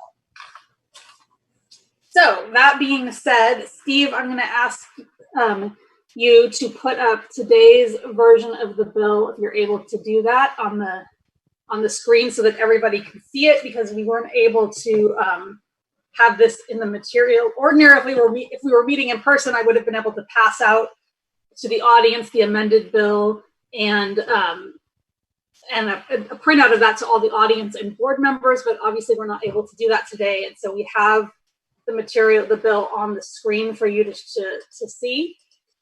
For those of you following around at home, if you would like to take a look at the bill, if you go to legeinfo.legislature.ca.gov and you type in AB 2112, you will be able to see today's version of the bill, and changes are going to be shown in red strikeout and blue italics, so you can follow along that way. So I'm going to summarize the changes proposed in the bill today, and they all have to do with the posting requirements. Under the amendments today, the meeting notice agenda must be posted within 10 days. That's current law. There's no change to that. However, now the notice is required to include all writings or materials provided to the members of the state body by their staff or another member. So this would not include the requirement of posting would not, if we got a letter from one of our stakeholders, it's not required to be posted. We could still distribute that. And then the amendments go on to require the writings or materials must be made available online to the requesting parties on the same day that they are given to the members of the state body, or at least 48 hours in advance, whichever is sooner. Otherwise, they may not be discussed. So what this is saying is we don't have to have the requirement of the bill having the materials posted within 10 days is not required anymore. But once we give the material to the board members, we have to give the material to the stakeholders on the same day. Or it has to all be given out within 48 hours, whichever is sooner. So if we got to within 48 hours of the meeting, then the materials would have to be in, which is a lot more reasonable. Because, well, other than today, usually within a few days, hopefully there's not a whole lot of amendments to the materials. And then it does allow an exception for current legislation. The board may post additional materials online with time-sensitive information as it becomes available for legislation after the above deadlines. We have to make clear what date they are posted and what changes were made. And we're not authorized to remove any writings or materials. So if we had an old analysis and an old bill up there, that would have to be up there too, but we could post at least the new bill, the new amended bill, so that the board could consider the most recent version. So hopefully that makes sense. I think that addresses a lot of the board's concerns. And so I am going to, at this time, open it up for discussion. Okay, Leah? So do we take a new position then because they addressed our concerns? I would recommend in this case, because it's basically a day of change, we don't have an analysis. It appears that they removed the major concerns. So we were opposed unless amended before. The concerns seem to be resolved. I'm going to ask Sabina if she agrees with me there. But our position would have been neutral if they had removed the concerns. That's the default position. If the concerns are addressed, it appears that's done. So I think it'd be reasonable to go neutral at this time. This bill still does have to move through the process. Our next board meeting is August 13th and 14th. So if there's additional changes, there's still possibly time to consider it then, depending on how fast it moves. And so I would leave it at that. And it looks like Kim has a comment. So, Roseanne, in terms of what we're experiencing exactly with this bill, could we have considered it today under this law? Yes. Okay. Fair enough. My only other concern is some of the requirements that come along with posting the agenda material. I know that we do our very best to get it up there as soon as possible. In particular, this week, we had some big challenges getting it up there, even though we sent it up over a week ago. The challenges was converting everything over to the ADA compliance that we're required to do. So I just want to point that out, how people feel about that, the members certainly, but I needed you to have that perspective. I think our materials got posted last night, which is definitely not our preference, but it was well beyond our control. Leah? Thanks, Kim, for that perspective. But it seems like we could have done this anyway, so that's good to know. So do we vote for a neutral position? Is that how that works? I think in this case you would need to, because we have an opposed unless amended, so we would actually be changing it officially to neutral, if that's what you want to do. You cut out for a second. So did you say we do need to or we do not need to? Yes, we do need to. I'll make a motion Second it. to be in a neutral position. Yeah. And Deborah, there was a comment from Deborah. I would just like to follow up with Kim's comment in regard to the ADA requirement. And if we were to take a neutral, they did address a lot of the things that we were concerned about. And I think those are great, but you just brought up a different concern. And so, Roseanne, I have not had an opportunity to read the entire bill. Was there anything in that bill that addressed ADA compliance and the time that might take? Because even though you drop back to 48 hours, it's sounding like it's really not 48 hours. Because you can't get it posted. Is that correct, Kim? Yeah. No, that's what I. Pardon? It does not address ADA concerns. No. So that was my concern, is if it takes longer than 48 hours to make it ADA compliant, what is the reality of how long this would really, what would be your cutoff then? It's obviously not 48 hours. What would your cutoff be of materials that have to be ADA compliant? How far would we have to push this back before you would be able to meet that 48-hour deadline? Is it 2 days, 3 days? It's all going to depend on the document. As we move forward, that's going to be reduced. So it's kind of, although it doesn't address it, I don't think this really needs to address it. That's more of an internal. We have to. Yeah, it's really speculative of how long that would take. Some documents are easily done, and as we learn, that time frame will get better for us. But I don't know if there's any way. The ADA requirements are relatively new. We're still learning. It just became effective, I think, in July, Steve.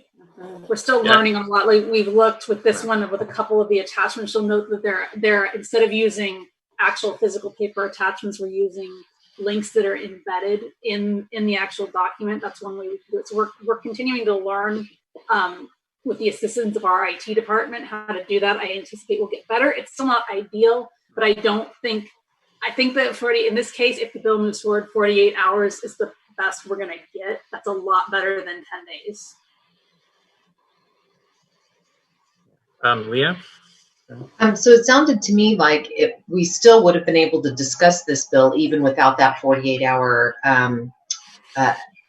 goal, I guess, is the way I put it. And, maybe what we need to do is have legislation that the legislators have to submit their materials in ADA compliant forms.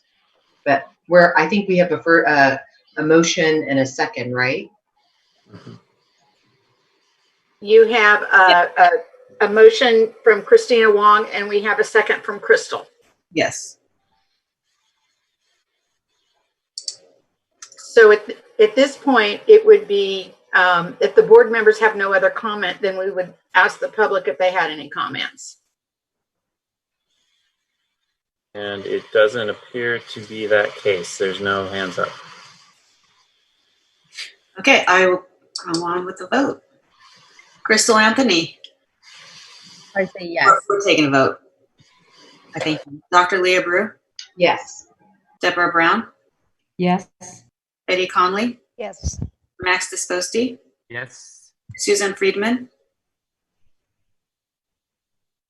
Yes. Susan, you have to unmute. Yes. Thank you. John Sovek. Yes. Wendy Strack. Yes. Christina Wong. Yes. Motion carries. Thank you. All right, moving on to AB 2112 by Assemblymember Ramos. This bill has to do with suicide prevention. And ironically, this bill was also amended this morning. Usually it's kind of bad luck when we have two bills amended on the day of a board meeting. But luckily, this one did not have significant amendments. So, Steve, this is the second bill of the two links I sent. I'm going to ask you to put the text of AB 2112 on the screen while I talk about the analysis. I'm going to go through my original analysis and just kind of point out what changed in the new version so that you're aware of it, so that we can take a position on the June 4th version. This bill would create the Office of Suicide Prevention within the State Department of Public Health.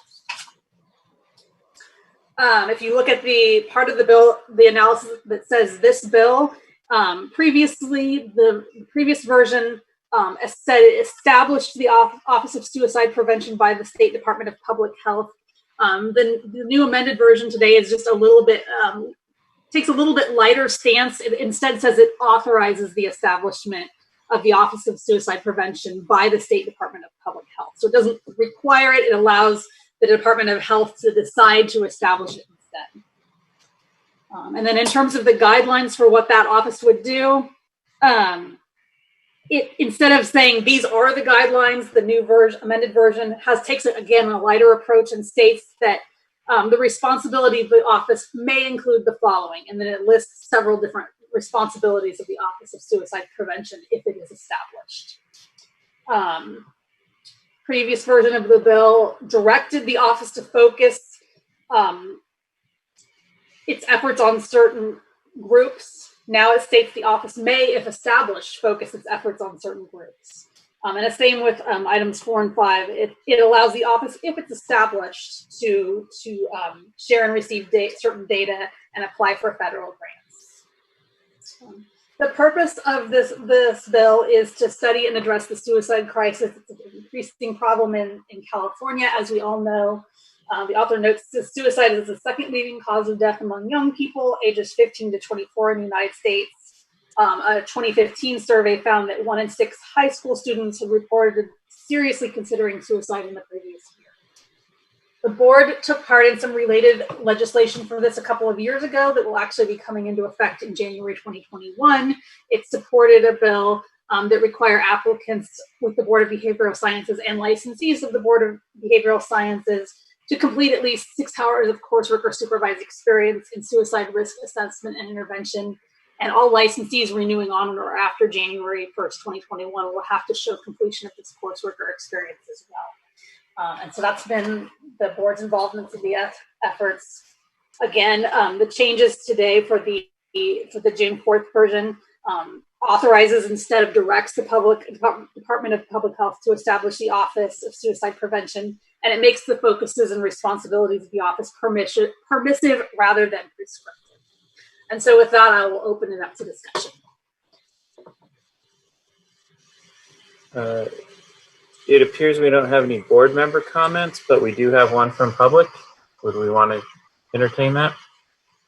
Okay, Rebecca. Hi, Rebecca, NASW. This is really brief. In Chapter 3, Roseanne, of the bill, number 4, where it says marshaling the insights and energy of medical professionals and mental health expertise scientists, etc. It doesn't really call out including mental health professionals. It just says medical professionals with mental health expertise. I just wondered if that would be a good suggested amendment.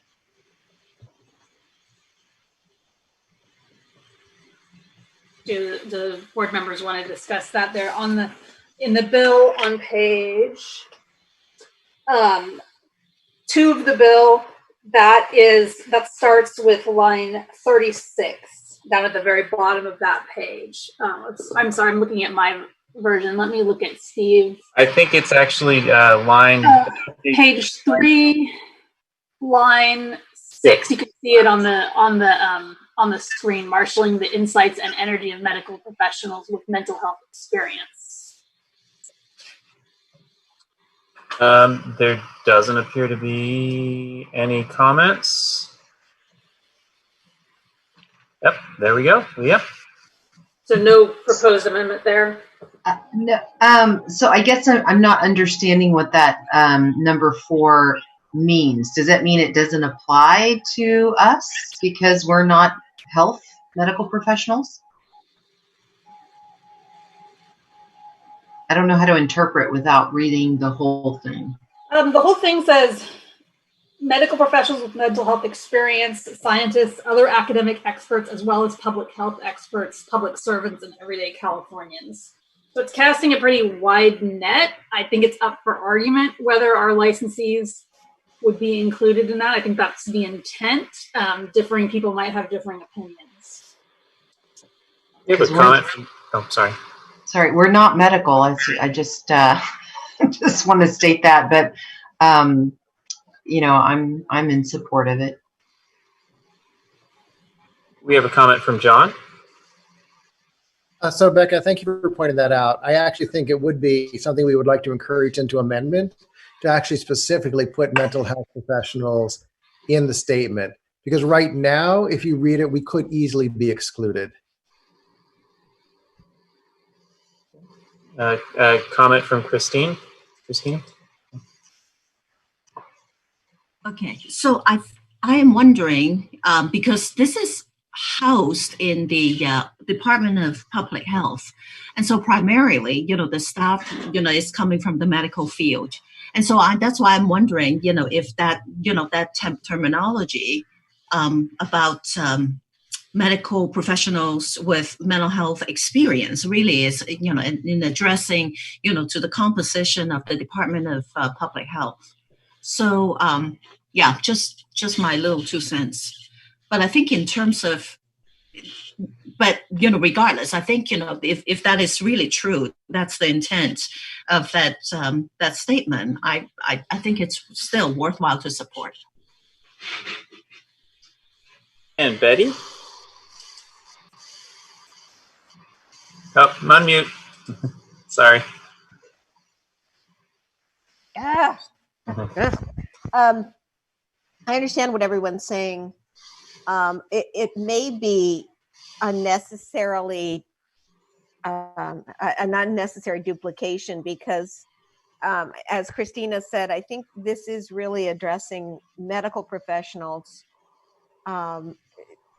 who find themselves in circumstances. And if we were to add some language, it would basically be saying, marshaling the insights and energy of medical and mental health professionals with mental health experience.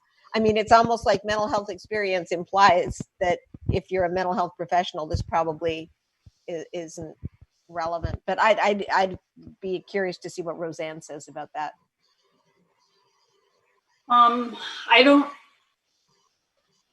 It's something we can ask for. It depends on how strongly you feel like it's needed. I'm inclined to say that it's probably covered, but if you want to include it, I don't think it hurts anything either. Kim, do you want to add to that? Yeah, I was thinking that, and I was going to punt to Sabina on this, because I think them specifically calling out medical professionals with mental health experience, from my take, I would view that as being maybe a psychiatrist. And yet, when I look at the composition of our board and who we regulate, everybody, all four professions have to have, you all have suicide mental health experience. So, you know, I don't know if it's better to include licensed mental health professionals or if it's better to include a professional with mental health experience under Division 2. So I'm going to punt to Sabina on that one. Or maybe even just licensed professional or healthcare professional. If you put healthcare in there, you might capture medical and, your board, psychology. Mm-hmm. I like the healthcare. And Leah and Max? Sorry. Yeah, Leah first. Okay. So I'm making a recommendation, not a motion yet, because I want to hear what Max has to say, that we vote to support it, and ask staff to find out what their intention was with that language, and that if they intended to include all health professionals, to invite them to change that. But they may not have intended that, and as someone else said, I still support it. And Max? So maybe I'm reading this wrong, but right here on the bill, the scope of the bill is to provide strategic guidance to statewide regional partners regarding best practices on suicide prevention. For instance, we know that mental health providers are already regulated in the way of what to do or who to call in situations, how to prioritize when there is a crisis. So I'm reading this bill more like targeting the outskirts of the mental health provider intervention. For instance, nonprofit organizations that they are collecting data in regards to this stressful situation and give them some guidelines. So I don't think we do any harm to add our profession, but it could be redundant though from what I read, because it's really trying to go into the community at large to make sure that some of those alarming signals that mental health providers knows how to capture, other providers and other regulated entities are able to do the same and then report data so that we have a better understanding of the dynamics and so forth. So I might be misreading this, but I don't see anything that's I see this really a larger target than just the profession. Crystal? Oh, unmute, please. Thank you. Darn it. Thought I was going to do good this whole meeting without doing that. I would agree with Max. I feel like when I think of this, I think of like a researcher who is researching something and then suicide comes up during an interview or something, and then knowing what to do. So being trained to better be able to respond to something like that instead of just being like, okay, well, have a good day. Here's your gift card for doing research with me. So I feel like I think that it is a bigger broad spectrum, and because mental health professionals, usually that is something that we already kind of do within our training. Okay, Leah? I was going to make a motion that we take a position of support and direct staff to, talk with the author and make sure that it is intended for what we were just discussing. Really, primarily people who are doing the research and medical professionals. And Max, go ahead.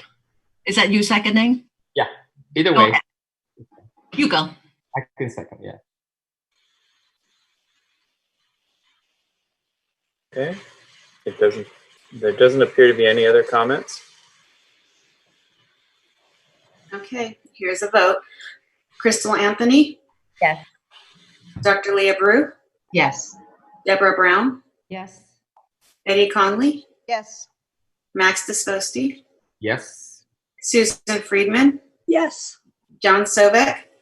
Yes. Wendy Strack? Yes. Christina Wong? Yes. Motion carries.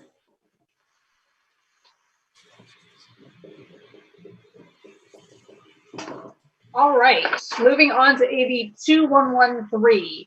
This bill is authored by Assemblymember Lowe, and the subject is refugees, asylees, and immigrants and professional licensing. And what this bill would do is require the board to expedite the initial licensing process for certain refugee, asylee, and immigrant applicants. And then the bill goes on to specify which specific types of individuals will be eligible for an expedited license. It's based on certain very specific definitions in the United States Code, and I have included those links. This is where we got the links were not ADA compliant, so we included them as we included the attachments as links in the document because for some reason the website was not cooperating with the ADA compliance issues. So the refugee, we've included a link to that definition. The political asylum grantees, there's a link to that. And then those with a special immigrant visa with a certain status, the link has been included to that in the code.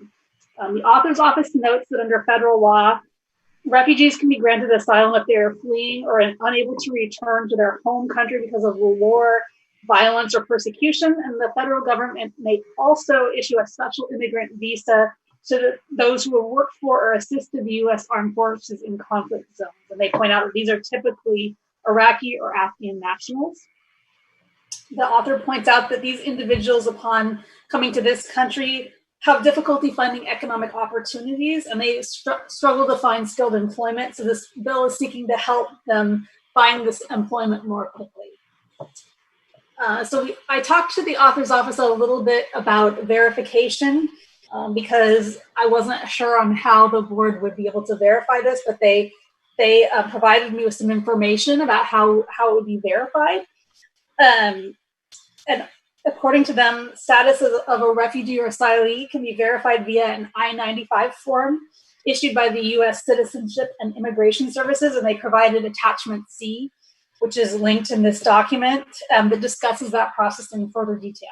And it might be possible, if this bill were to pass upon implementation, that the board would need to possibly run regulations to specify the types of documents that will be accepted as verification. In terms of expediting licenses, the board already has a process in place to do that, so it is something we are already able to do. Current law requires the board to expedite this process for honorably discharged military members and for spouses of active military members who are currently licensed in another state. So there is precedent for it. And with that, I will open it up for discussion. Okay, and I am seeing Leah. Of course, right? Mine. Do we have any sense of what would be how many people would need to be expedited from this particular group? I see that we've noted what we do already for military, but I don't have any idea about that. I don't know that there's really a way to know. It's not something we've tracked in the past. It's not something that the author provided.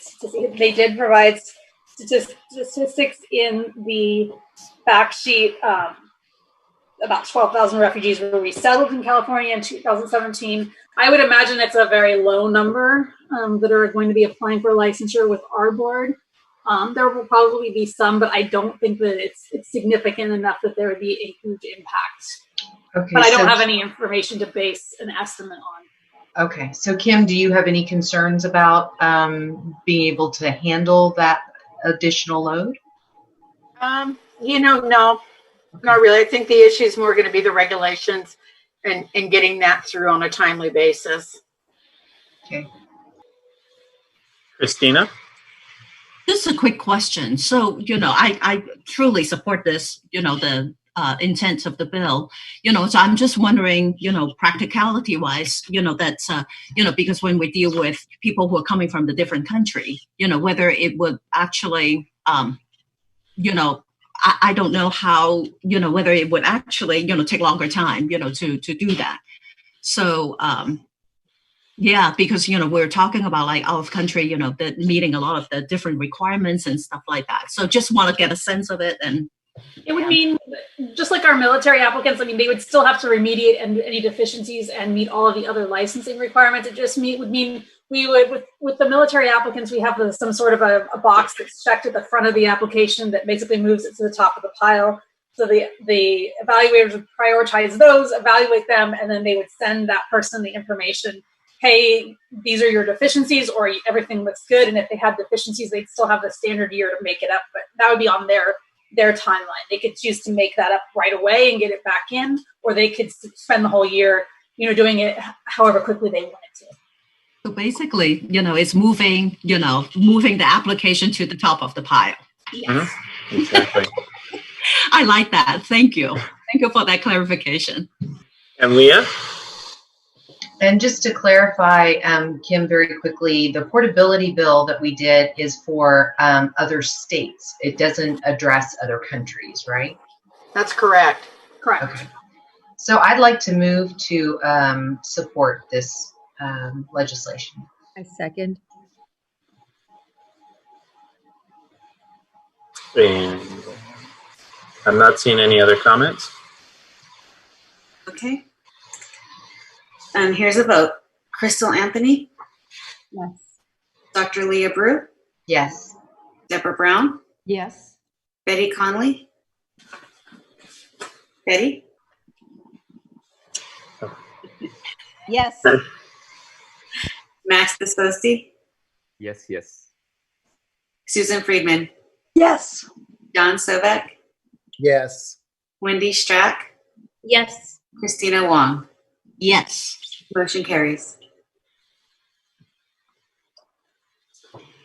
All right, moving on to AB 2253. This bill is also authored by Assemblymember Lowe, and it has to do with professional licensure.